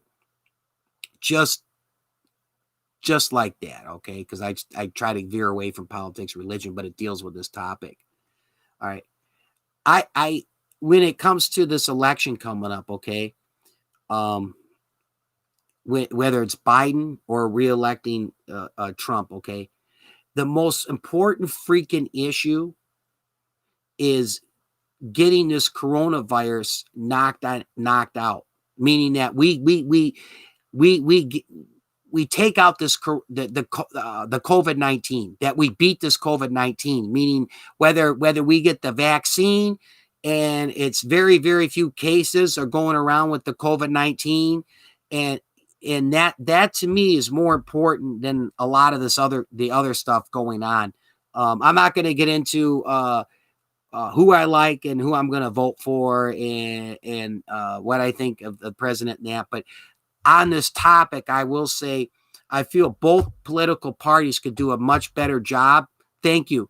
Can do a much better job in putting the freaking people first and getting another stimulus check out. Oh, yeah. Yeah, no, that's a good observation, Life of Naya. And yeah, I totally agree with you. But that's where put the stinking people first. Um, I've been disappointed in a lot of stuff I've been seeing. It's the back and forth in the main news topics and focus with this has been in the wrong direction. For example, with that first stimulus check, they allocated money when it came out of the House of Representatives, signed off on it after the Senate first had it. There's the two bodies of Congress. So when they signed off on it, the information leaked out.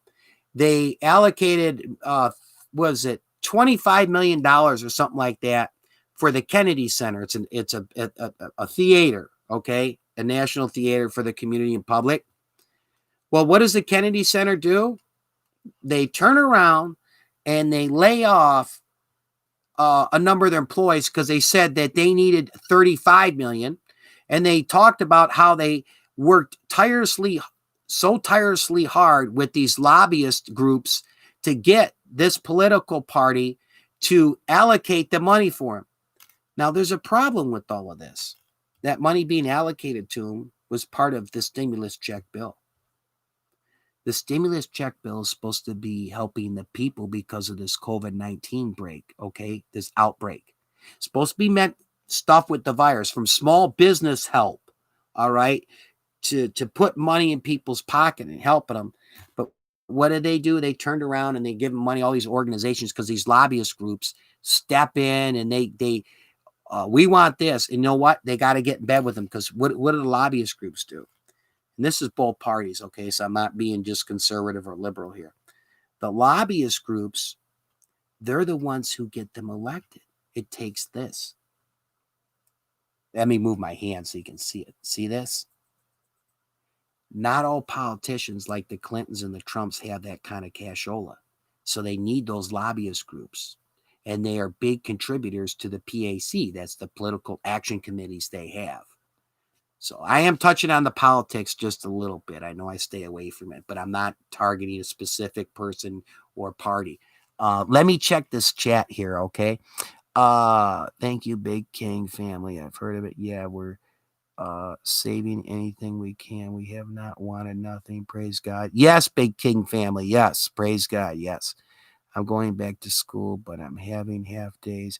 We have to wear a mask instead of kids moving in classes. Teachers will be moving.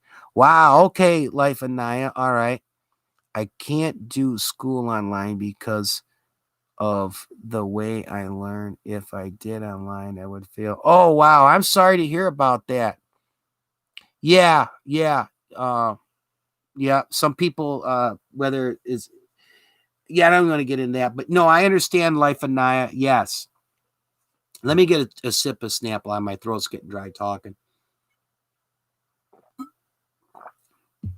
How should I say this? Now, I am in favor of a lot more of our tax dollars being spent on the people, and as well as like programs from our schools and other social issues.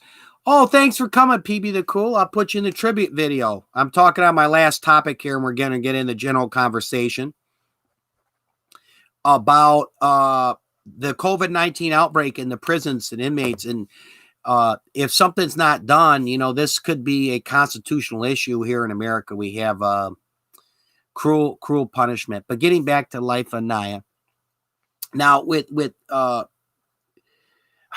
socialism, okay, in a sense, I am talking politics slightly, PB the Cool, because it deals with our topic of this COVID-19 outbreak and how it's affecting the people in the prisons and where the tax money's being spent.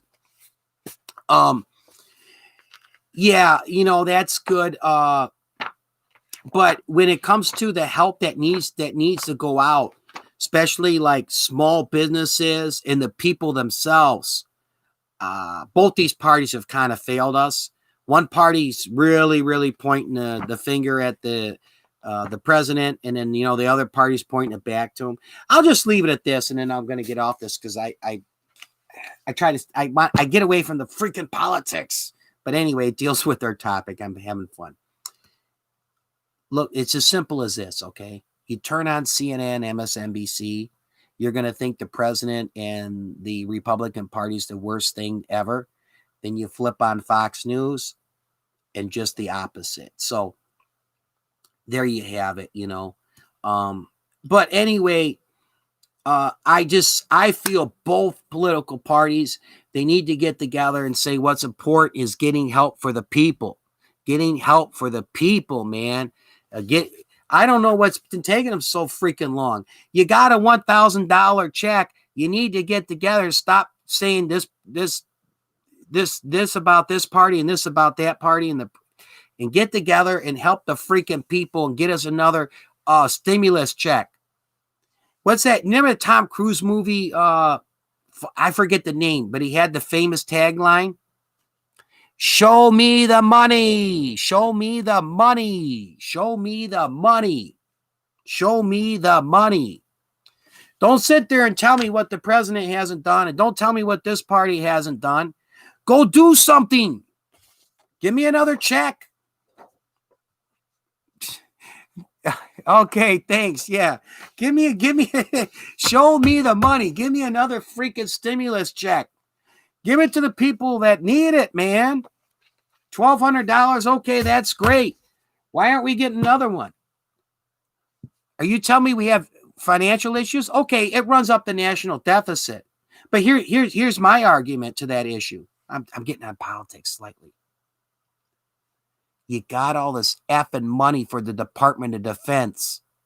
Go look at how much money our government's spending on a freaking aircraft carrier for the U.S. Navy. Now, we do need our military to protect our country, because I am with former President Ronald Reagan and the theory behind peace through strength. Don't get me wrong there. But you got a problem, Houston, when billions and trillions of dollars are being spent on a Department of Defense and these other things. What about the freaking people? And you got a virus, the virus outbreak. Get us another stimulus check, man. Don't sit here and tell me what someone else isn't doing. I want to know what in the world, or what in the HELL you're doing. And I don't give a rat's behind if you got the donkey logo or you got the elephant logo. You know? Well, it's simple as this, the old term, actions speak louder than words. So when I get all this crap in the mail, you know, anyway, that's what I look at. They're focused. Yes, they are. Yes, they are. I could really go off into a lot of this, but you know, I said this a few other times. One of the things I really enjoy about YouTube, not the only thing, but I really enjoy, is to get away from the politics and religion. I used to go on some political talk shows on the internet radio, and I was a guest on one regularly, and you know, give my opinion, and I would debate. But I haven't done it in a while. I got burnt out with they can mail it, send me back a. Yeah, there you go. Yes, yeah. Life of Naya. I'm sorry, Life of Naya. I'm getting a little tired, a little late. But no biggie. It's a late night show, man. Anyway, I get burnt out because a lot of times it's a win-less situation when it's with politics, when you get into that discussion and debate. My tactic is simply as this, and I'm always I believe in being good character, straight and forward. If we have a discussion, let's say, and it's political, I'll use this like a social issue. I do talk on social issues. The morning live show, I talked about the protests and riots and gave my opinion. I take emotions and feelings out of it. Okay.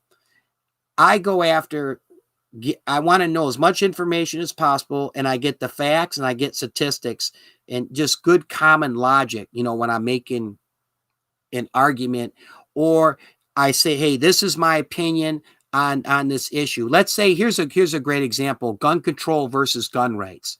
I'm more for gun rights in the Second Amendment, and I could sit and debate and talk to somebody without getting emotional or showing feelings. And I'll go off of facts, statistics, and as well as, you know, good information. But a lot of people, when you get into that subject of politics, boy, and they don't agree with you, they mainly are going, not mainly, but a lot of them go off the feelings and emotions, and it just becomes an endless argument and debate. So anyway, let me take a look. But I lied, so I TK. So many of my family are just waiting on ours. Life at Nea.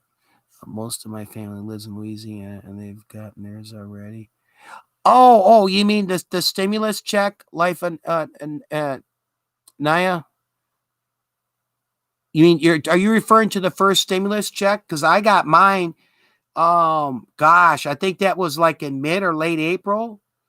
I got that $1,200 stimulus check from the president and the both bodies of Congress when they signed off on that first one. But I did hear in the news that some people still haven't gotten theirs. But I do know one of the stipulations for that stimulus check to get it was that you have had to file your taxes in the last year. Some people didn't get their taxes filed. So if you were late getting your taxes filed, you won't get it. I'm talking about the one we're supposed to be getting. Yeah, I got mine right away, but I had my taxes done, I want to say like late February, just before this virus outbreak. And then the guy who does my taxes is actually a friend of mine I went to high school with, of all things. He does the electronic file, and my taxes go right into my bank account. So it got back to me quick. Now, people who have had their tax returns mailed by a paper check, that's what took quite a while. And then on top of that, some people were planning on getting their taxes done like towards the end of March or April, and because of this virus outbreak, they weren't able to get their taxes filed too much later. So that's why those checks too took a while to go along. And then again, it's the government, so there's another problem. Depending on them doing things, sometimes is just screwy Louie. We have ours, but they claim to have a new one coming, and my fam in LA has gotten theirs. Oh wow. Now I didn't get no second stimulus check that I know of. I know when I got the first one and they put it in my bank account, I got a letter and it was signed by the president and Congress on the letters, about my $1,200 stimulus check. But yeah, that's good. Yeah, they should get it, another one for the people. And especially too, just as important to me is a lot of these small businesses, wow, because you got it. Wait, okay, of us is different because I live. Yeah, now there is a lot of different things in the UK. Like UK has the socialized medicine. Yeah, it's different than the United States. I'm not too up and up on all what they're doing there. I know they have been affected by the COVID-19. Now, PBD Cool, from time to time, I do read, I do like BBC Network, their website. I'll go on and read some of the news there. I catch news from the BBC, as well as, is it Reuters or Reuters, if I'm saying it correctly? I'm sorry if I'm saying that correctly. Reuters or Reuters. They're, what was I going to say? That news website, I believe, is out of the UK as well, United Kingdom as well, and I get some good information there as well. But yeah, this is something that yeah, we should get this second check, and big support for the small businesses. See, a lot of these small businesses, especially ones that have had to stay closed. Oh, BBC, yeah, British Broadcasting Corporation, yep. Now, I don't know, is it Reuters or Reuters, PB to Cool? I believe that's a news outlet out of, oh, thank you for coming, Courtesy World. That's a news outlet out of the United Kingdom as well, if I'm not mistaken. Yes, hello to you too. Thank you. Where was I? Yeah, so anyway, yeah, those two networks out of the UK there. I do read some of their news bulletins from time to time. Okay, all right, thanks, BB the Cool. Yeah. One thing when it comes to news and whatnot, and I'll finish up with the stimulus checks, is I try to get different sources and read it. So I'll read a headline, all right? I'll read a headline.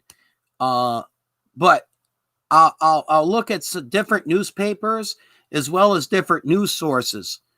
And it's amazing sometimes one particular, and I'm not talking these offbeat websites, for example, like the Huffington Post. They're big, they're popular, but they're nowhere near like CNN or Fox News or New York Post or New York Times. So let me give you an example, all right? And if you like the president, fine. If you don't like the president, okay, that's fine as well. It's not about liking the president, hating the president. I'm just using this as an example on going to different sources on a major news topic and why it's important.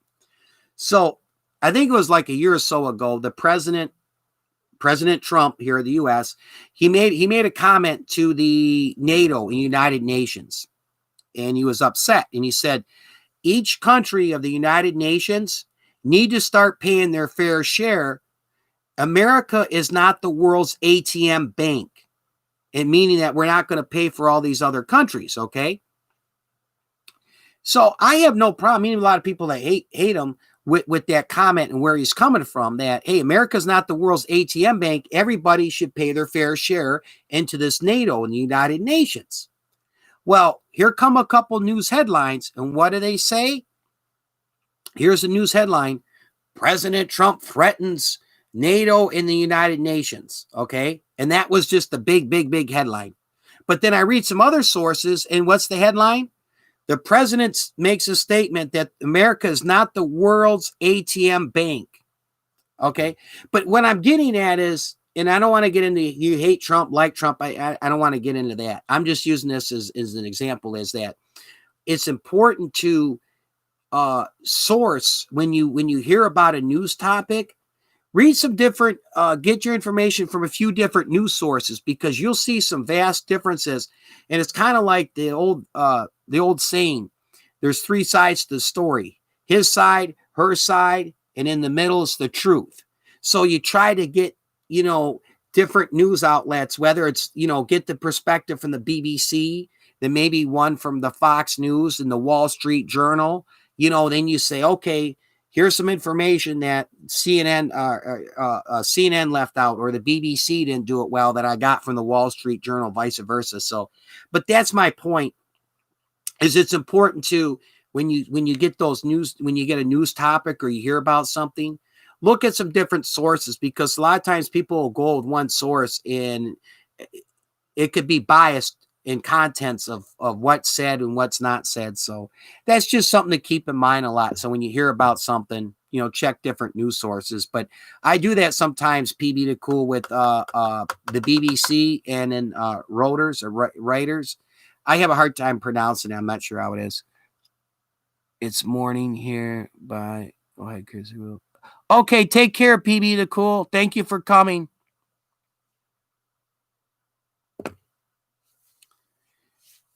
Oh, are you just saying bye to somebody, PB the Cool? Okay, I see a hi, Raw. Okay, you're just saying bye to somebody. Oh, okay, I saw you type in bye, but you were saying bye to somebody else. Okay. But yeah, anyway, I'm wrapping this up. My point is just simply this, and I was just using this as one example, is, yeah, when you see a news headline, it's always good to check a few different news sources, so from the Associated Press to the news media, read some different sources, because you're going to find out, like, oh, wow, this source over here, let's say CNN is saying this, and then Fox News is saying this, and then I went to the Wall Street Journal, and then I also read the Chicago Tribune, and after reading the Wall Street Journal and Chicago Tribune, CNN and Fox News are both putting their own spin on this issue. But reading these two papers, now I'm getting the gist of the matter. So it's always good to go to some different sources. Oh, okay. Yeah, I believe PB the Cool. Anyway, that's my point, my rant. Check different news sources, I'm just curious, PB the Cool. Now you're over in England. I'm here in America in Detroit, Michigan. I'm in the Eastern Standard Time Zone, and it's 2:26 a.m. here. What time do you have? You can type in, okay, Okay, yeah. Life of Nia, I think you're in the uh Central Time Zone. There's Central, Mountain, Pacific. I'm in the Eastern Time Zone. What I'm curious, what time is it over there where you are, PB the Cool? I believe you're ahead of us by what, like 5-6 hours or something over there in England. Was it like 7 or 6 in the morning there, or 8 in the morning? I know in the Philippines, I have a lot of friends, by the way, on YouTube where I go on their lives, and then they've come here from the Philippines. They're 12-hour difference, and that's the easy one I remember. So it's 2:27 a.m. here where I am in Detroit, Michigan. It's 2:27 p.m. over in the Philippines. And uh, oh, it's probably about 7 there. Yeah, Life and I. Yeah, about 7 over in England. Let me get a drink of my Snapple. Oh, okay, 7:28. Okay, yep, I got you, PB. Cool. All right. Yeah, you're ahead of us a ways.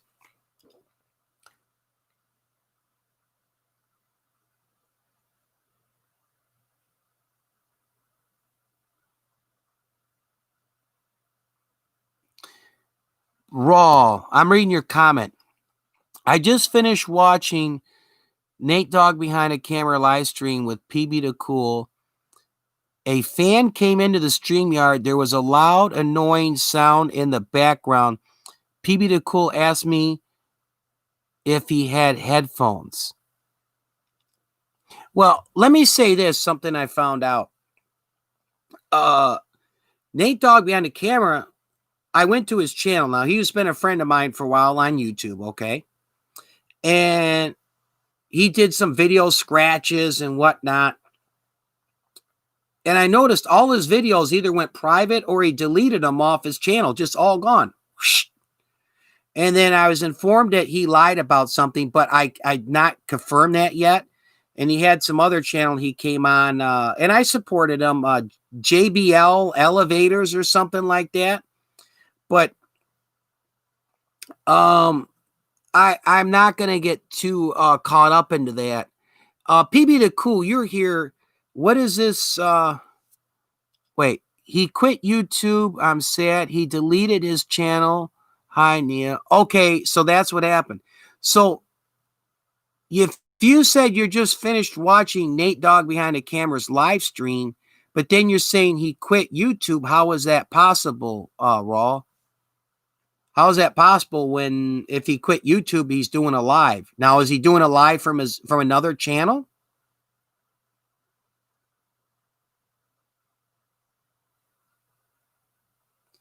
Okay, you saved the video, but you just said here that you finished watching his live stream, Nate Dogg Behind the Camera. Well, so what is loud? I asked, what is that noise? Because it was noisy before he deleted it. Anyway, yeah. Now, is it true? I have to ask Nate Dogg Behind the Camera. I was informed he there was something about his father being shot that was a lie, and he said that, and I didn't know if he did this for attention. There's some drama and gossip going on here for the show. It's general conversation. What the hell? But anyway, yeah. Wrapping this up, because there's other people in here and might not find this conversation too interesting. Nate Dogg Behind the Camera. He used to come on, big supporter of my channel, and I was of his too. Oh, because he lied saying his father was dying. Okay, so he lied about that. Well, yeah. Now, if that's true, because this is like the 4th or 5th person I heard this from, that to me comes across as a way of a bad way of trying to get attention, or you have some other type of issue going on. You know, I'm not a psychologist, but it's not rocket science that to me, it was a way that he wanted attention to make up a lie like that. And sometimes people want that when what happens when you say some lie like that? Oh, he admitted it. Okay. All right, then fine. This is a fact. That's what tells me then if that's the case, when someone would lie about their family member being shot, okay, to me, that comes across as somebody is wanting that attention, because what comes with that? Oh, I'm sorry. So sorry to hear about that. Oh, are you okay? Is this all right? But you got to have something wrong up here to say something like that and to lie about that. And I found it a bit odd, is like, why are you deleting all your stuff off your channel? And maybe because he was called out about it. Well, that's part of being an adult and growing up in life. Just say, hey, I made a mistake, whatever it is, and apologize for it and move on, and accept the criticism, and get your, what is it, your dose of medicine, and go forward. We all make mistakes in life, but I don't know. Just my own opinion. I don't like the way he went about that, deleting everything off the freaking channel. And two, another thing that has to come into question, when somebody lies about one thing, okay, and this is a good topic for everybody here. When somebody lies about something like a family member being shot, whatever it is, you have to question what else have they lied about, and what else is the truth, and what else is a lie. Because now that trust factor goes right out the window. Okay. There was also, I think, an issue too. Wait, he deleted everything because people called him out on it and didn't forgive him for the time because he lied more than once. Okay, I got you. Life Anaya. I got you. One thing that, kind of rubbed me wrong a little bit, and if you are watching this, Nate Dogg, then hey, this is just me being honest. I'm not picking on you, but you turn around time after time again. I heard about all this, and I some of my previous lives, I talked about this, trying to give you advice and help you on it, is about this bullying.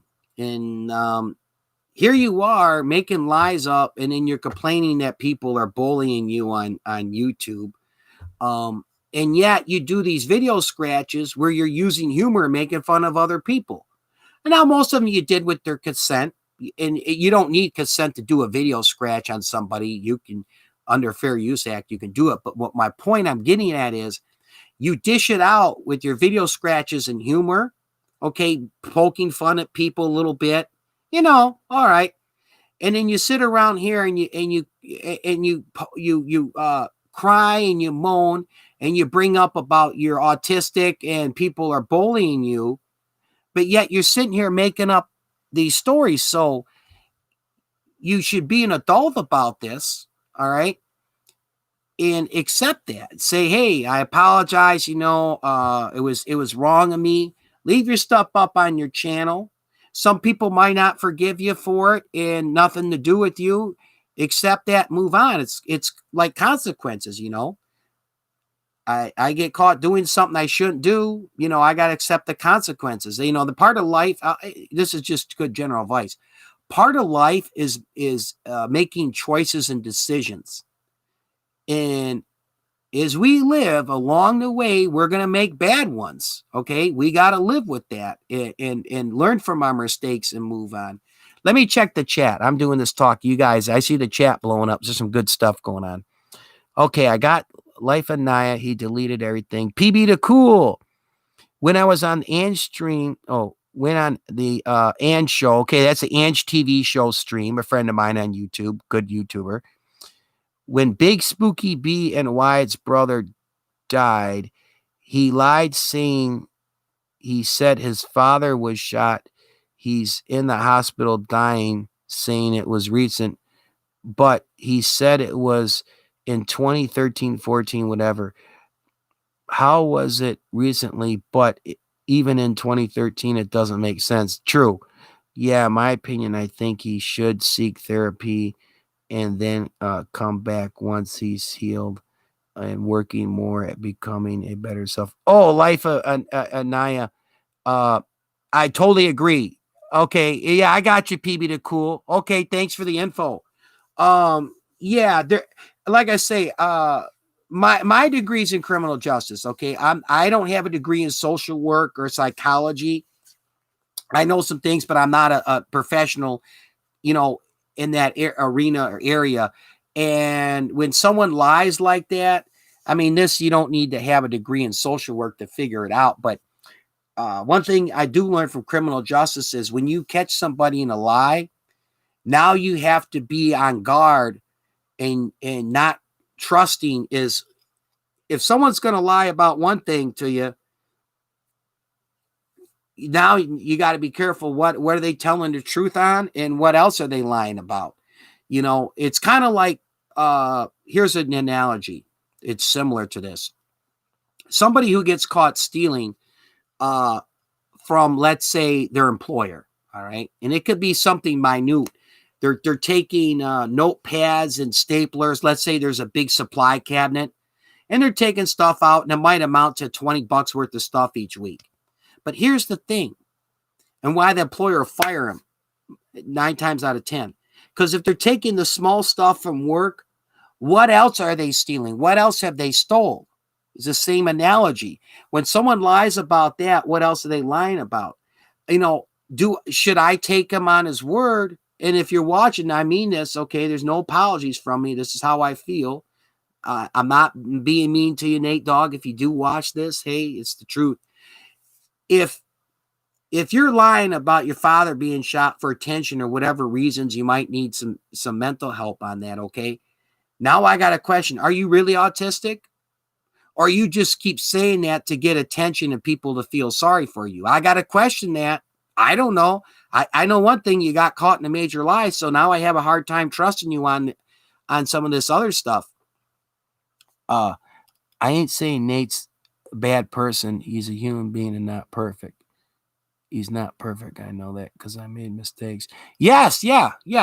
No problem, PB the Cool. I agree with you. Same with Life of Naya. He's a human being. We all make mistakes. And that's, like I was saying, in life, a part of life is making choices and decisions. And when you make the wrong ones, you got to suffer some consequences. But with that being said, too, this is also how I feel. And I'm just making a point on this, you know, and I'm still subscribed to Nate Dogg's channel if it's still up, and his other one, JBL. And if he, you know, he gets more active on YouTube, I will be more than happy to, you know, still stay connected with him and support him. But I still will not take this back, and this is how I feel, and I'm just making a point on this. When somebody lies on one thing, now I got to question what else. Am I supposed to say, oh, okay, everything else you said was honest and the truth? You'd be naive to do so. Not picking on you, Nate Dogg, but this is the truth. This comes from life experiences as well as what I learned in college.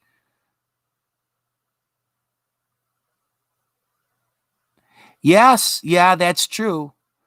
I've had bad news. Someone is impersonating Nate Dogg behind the camera. Impersonating him. I you know, fake Nate Dogg behind the camera account. Yeah, I'm not going to get into that account. Kaboom, I got to hide that. Is it raw?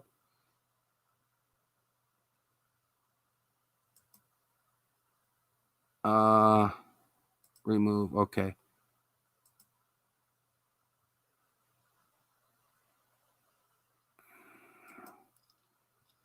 Hold on here. I'm just getting something in the chat window. Yeah, I don't want to thanks, Raul. Yeah, I don't want to put any type of links in there. And see, that's something that I can't confirm for myself. So I wouldn't want to put that in there. But I appreciate you being here. That's all. But what my point I'm getting at is, okay, and this is my own opinion. If you don't agree, that's fine. I'm not going to get mad or upset. You know, that's part of, I got an opinion. PB the Cool's got one. Doesn't mean he's right. I'm wrong. We just different opinions. But from what I learned in college, my years of work and life, okay, when somebody lies on one issue, now I got to call in the question. You lied over here. This is just my pens. Anyway, you lied on this over here. So you got these different things that he said, this, and this. So how am I to trust these other things are true or not? Because usually when someone lies on something, there's, you know, the next 5 issues, 2 or 3 of them relies on that too. That's all. I'm not railing on, you know, Nate Dogg, you know, one thing I would wish is if you still have your video content, okay, put it back up on your channel. Now, some people don't want nothing to do with you. Okay, that's how life goes sometimes. Just learn from this and move forward. And if you know, it sounds like too that you probably need some help, whether it's a therapist or a social worker or a psychologist. You know, maybe you need some help there. I don't know on that, but it's just the conversation. Let me check the chat since we're talking about this. It is a big deal to delete or hide your channel because you're lying and you apologize. I don't get it. I agree with you, PB. Yeah. Guys, it's 1:40 and I haven't slept yet, so I'm going to sleep. Okay, Life of Naya. Good night. Good night to you. PB the Cool. Yes, you do make a good point because that's another thing I'm very leery of. And I'll use this as an example where some people will get a second or third YouTube account. You know, then they'll come into somebody's live or comment on their videos, and it's like, I don't know if I'm too trusting of that. As well as you got caught lying about a family member being shot, and now you're mad and upset because people are coming on there and saying, hey, you know, this was wrong, what you did, and blah, blah, blah. So your decision and your choices to delete all your content, you know, and how is that too? Like he did a couple videos, scratches, where basically it's like a reaction video off my YouTube channel. So now you took that down for me. But yeah, I think he may need some help, but I'll wrap it up at this. And I don't like to gossip, you know, it's on my live here. The decision and choices I think that Nate Dogg has made have been very poor, and it's been, you know, one after another. And, you know, that's just my opinion on it. I'm not perfect either. Nate curses Ange on the stream and left. Well, you know, that's wrong. If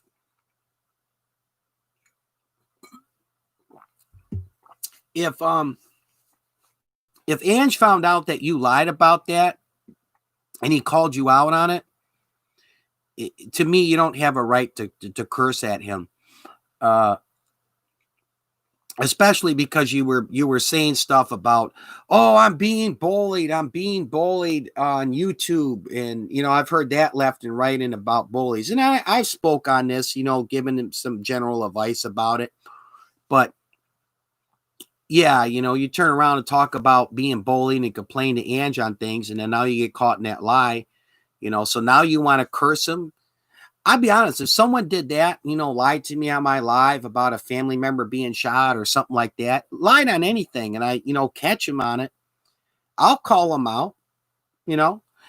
But sometimes I might not even bring it up, just say, oh, the heck with it. So I think that was a fake Nate. Oh, okay. I don't know. It could be, you know. But see, what the whole thing is had me real suspicious and wondering was that all his content was deleted. Now, if there was some talk about he lied about the family member being shot and this and that happened, and all his content was up, you know, then, you know, and he's coming on my live, and I might say, hey, here's my email address. If you can, send me an email. I'd like to talk to you in private on this issue and find out. But that doesn't look good. You know, you're deleting all your YouTube comments, especially when you were networking and interacting with other channels and helping them out like they were helping you out, you know. Anyway, if you're being bullied, sad, and depressed, there's no need to lie and make you feel better, and people getting you saying you're just making it worse. Oh, PB the Cool, you are so right. Yeah. You were so right on that. Yep, you're so right on that. you know. Well, that's old. As I bring this up as an example, now maybe some of you people are not going to know what I'm talking about. PB the Cool will, but just on this issue, the Ange TV show, he was doing a live stream, and there's this one YouTuber, and I don't know if he still got the channel up, but anyway, he had the name Dion Reacts, and he was doing these reaction videos, and then he did something to, what was it, that McNikram and some other YouTubers, and the way he was behaving and antagonizing people. But then this guy turns around and gets another account, is it Zabar or something like that? But what I'm getting at is, when somebody's getting, that Zapar, people cool. When someone has like 2 or 3 different YouTube accounts, and they're coming into someone else's live or on their channel and their videos and doing stuff, something's wrong up here, or something might be right up there, but they have bad intentions. That's awful suspicious to me. And, that turned me off. So I wasn't trying to reach out, and I have no intentions either for the Zapar or Dion Reacts character using these 2 different channels. And he was doing some stupid stuff, and was it Ange's live too, a few times. But what I'm getting at is, that's another thing I'm not too big on, is when people some people on YouTube have these different accounts and whatnot, Well, it's just like, real quick, I've had some troll dropping some dislike bombs on my videos recently, and it's just, okay, whatever, I don't really care. They're seeking that attention. Now, if you got this far in my live and you hear me talk about it, I got something to tell you.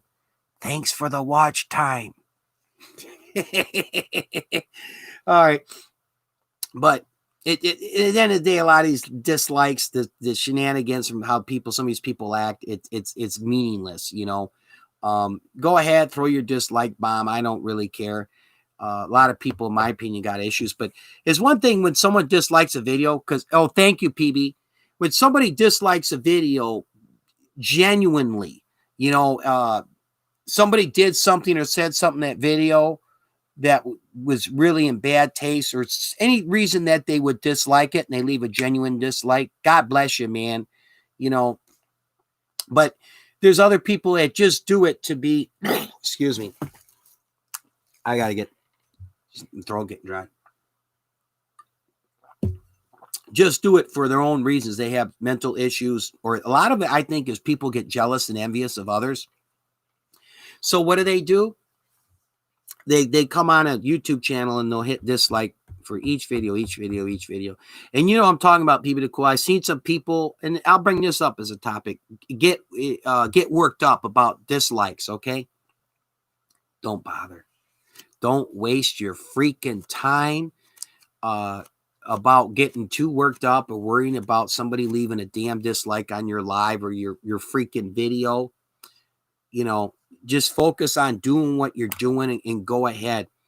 I honestly believe and now this applies to everybody, but some people, why they get involved in this dislike stuff, and doing that, going on some channel and disliking every video. A lot of people, some people I feel is, they don't like the fact that someone else is having success on YouTube, whether it's getting a lot of subscribers, their videos getting posted and lots of views. And so they get jealous and envious and drop dislike bombs. And there's several other reasons too. It could be somebody doesn't like what someone's channel is about. For example, somebody could have a political channel, whether they're conservative or liberal, on YouTube. They don't like it and they drop a dislike bomb on every video. Oh, well. But at the end of the day, and I'm going to hammer this point home for you people that are still here, and then the ones who might be watching my video, it doesn't make a rat's behind, keeping it clean, a difference on your goals on YouTube having dislike bombs on your video. Just the dislikes. It's the watch hours. It's the subscribers. Sometimes it's actually good. So like, let's say you have 25 likes on a live stream or a video, and you got 3 or 4 of these dislikes, it's adding to that total count. But it has very little impact. Now, it does help a little bit. For example, when you're doing a live stream and you get a lot of people that are very kind and very nice and give you a like, it'll help get you that exposure, why it's going on.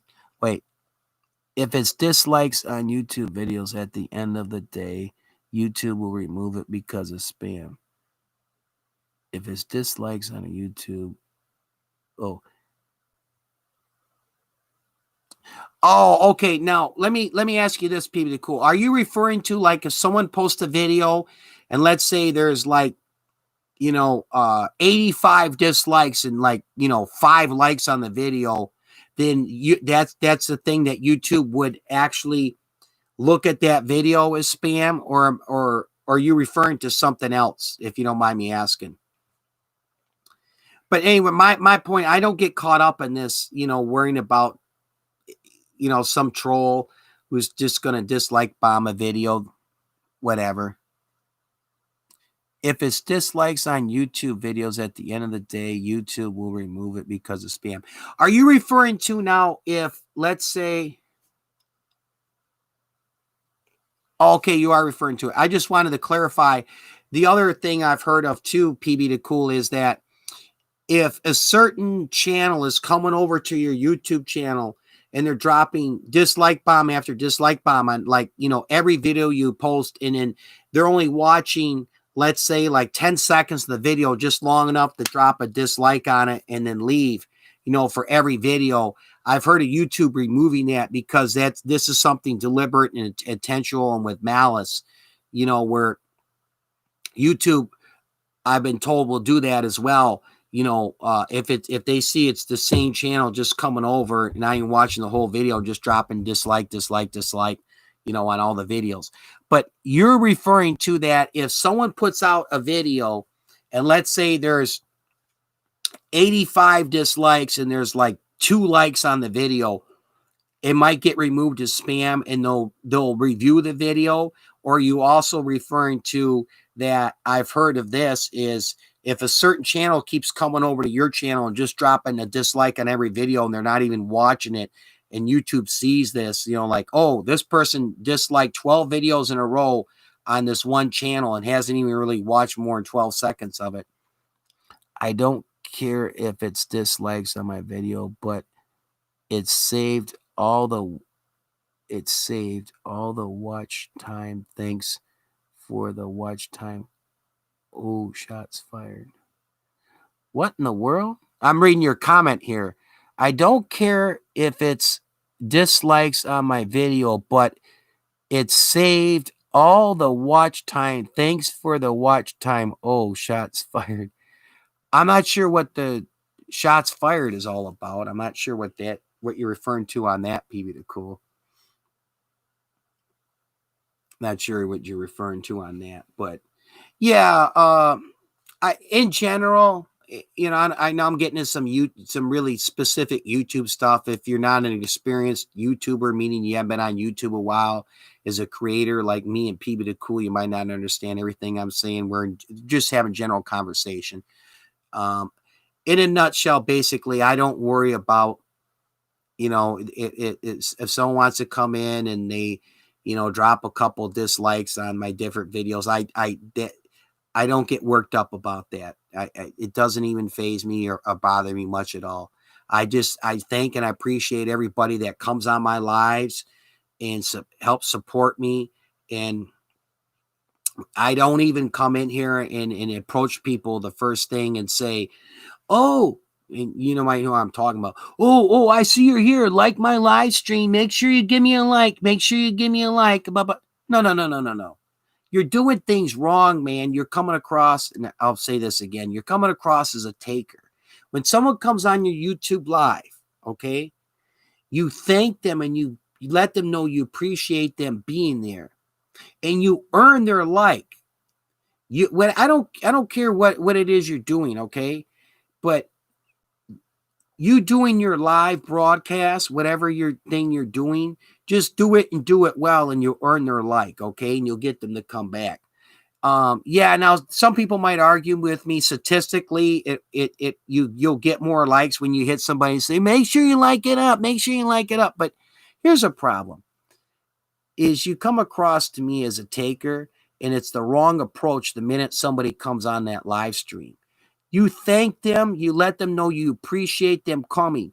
Now, during your live stream, you might want to say, hey, if anybody can you like it up? It really means a lot to me and I appreciate it. Please like up my live stream. That's cool. I got no problem with that. But like I said, I'll rant about this again, is when someone comes on your live, the first thing you tell them is, make sure you like up my live stream, or hey, please give me a like. And then on top of it, you call out their name. You'd be like, for an example, hey, PB the Cool, I see you just came in. Did you like up my live stream? Did you like it up? Did you like it up? No, you don't do that. How are they going to like it? They just got there. Well, exactly, PB the Cool. But I've seen this time and time again, and there's one person, me and we're friends with, and I feel he's doing things the wrong way. As soon as someone comes in and they come on the chat and that's the first thing you hear, it's a big turnoff, all right? Just stick with your content, what you're doing on your live, and let people know you appreciate them. You be thankful. And believe me, that'll come with it. They'll say, you know what? That info spot, and my name is Ed. I go by Ed, or you can call me Info Spot, whatever. But man, when Info Spot, he did his live tonight, and here's all my paperwork here. I printed up.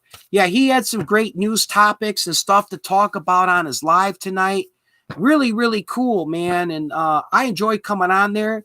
He must have said 6-7 times to Sunday, thank you and appreciate. And he talked about doing a tribute video, this, that, and the other. Part of what I'm doing is I'm earning your like. I'm earning, I don't say trust, but what I'm earning from you is, and say, okay, you know what? Ed does a good job with his live here and his approach and everything. Man, I'm liking this up. I don't get this on some other lives. That's the tack you take. But I've seen that before. It's not a big turn off to me. I've watched several people's lives, a few of them that do this. But yeah, when you first come on there and you say hello on the chat, and the first thing you're approached is, oh, make sure you like up my live stream. Throw me a like. No. So anyway, that's my rant. I don't want to keep going on and on about it. I think, PB, you've heard me talk about this a few times, so. Oh, well. Let me get a drink of my Snapple before I wrap this up in a little bit.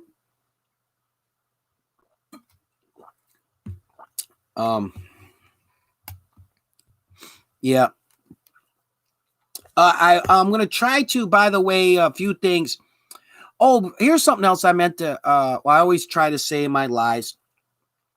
Video spoiler alert. Getting late and I'm having fun. My next video drop, well, yeah, it'll be the tribute video. I'm going to do that tomorrow for everybody that was on the live here. Oh, Raul. Okay, I got to make sure I get you on here. Raul. Raul. Okay, I got you, Raul. Hey, Raul, if I'm not subscribed to you, oh, cool, thanks, PB the Cool. Raul, if you can hear me, do me a small favor.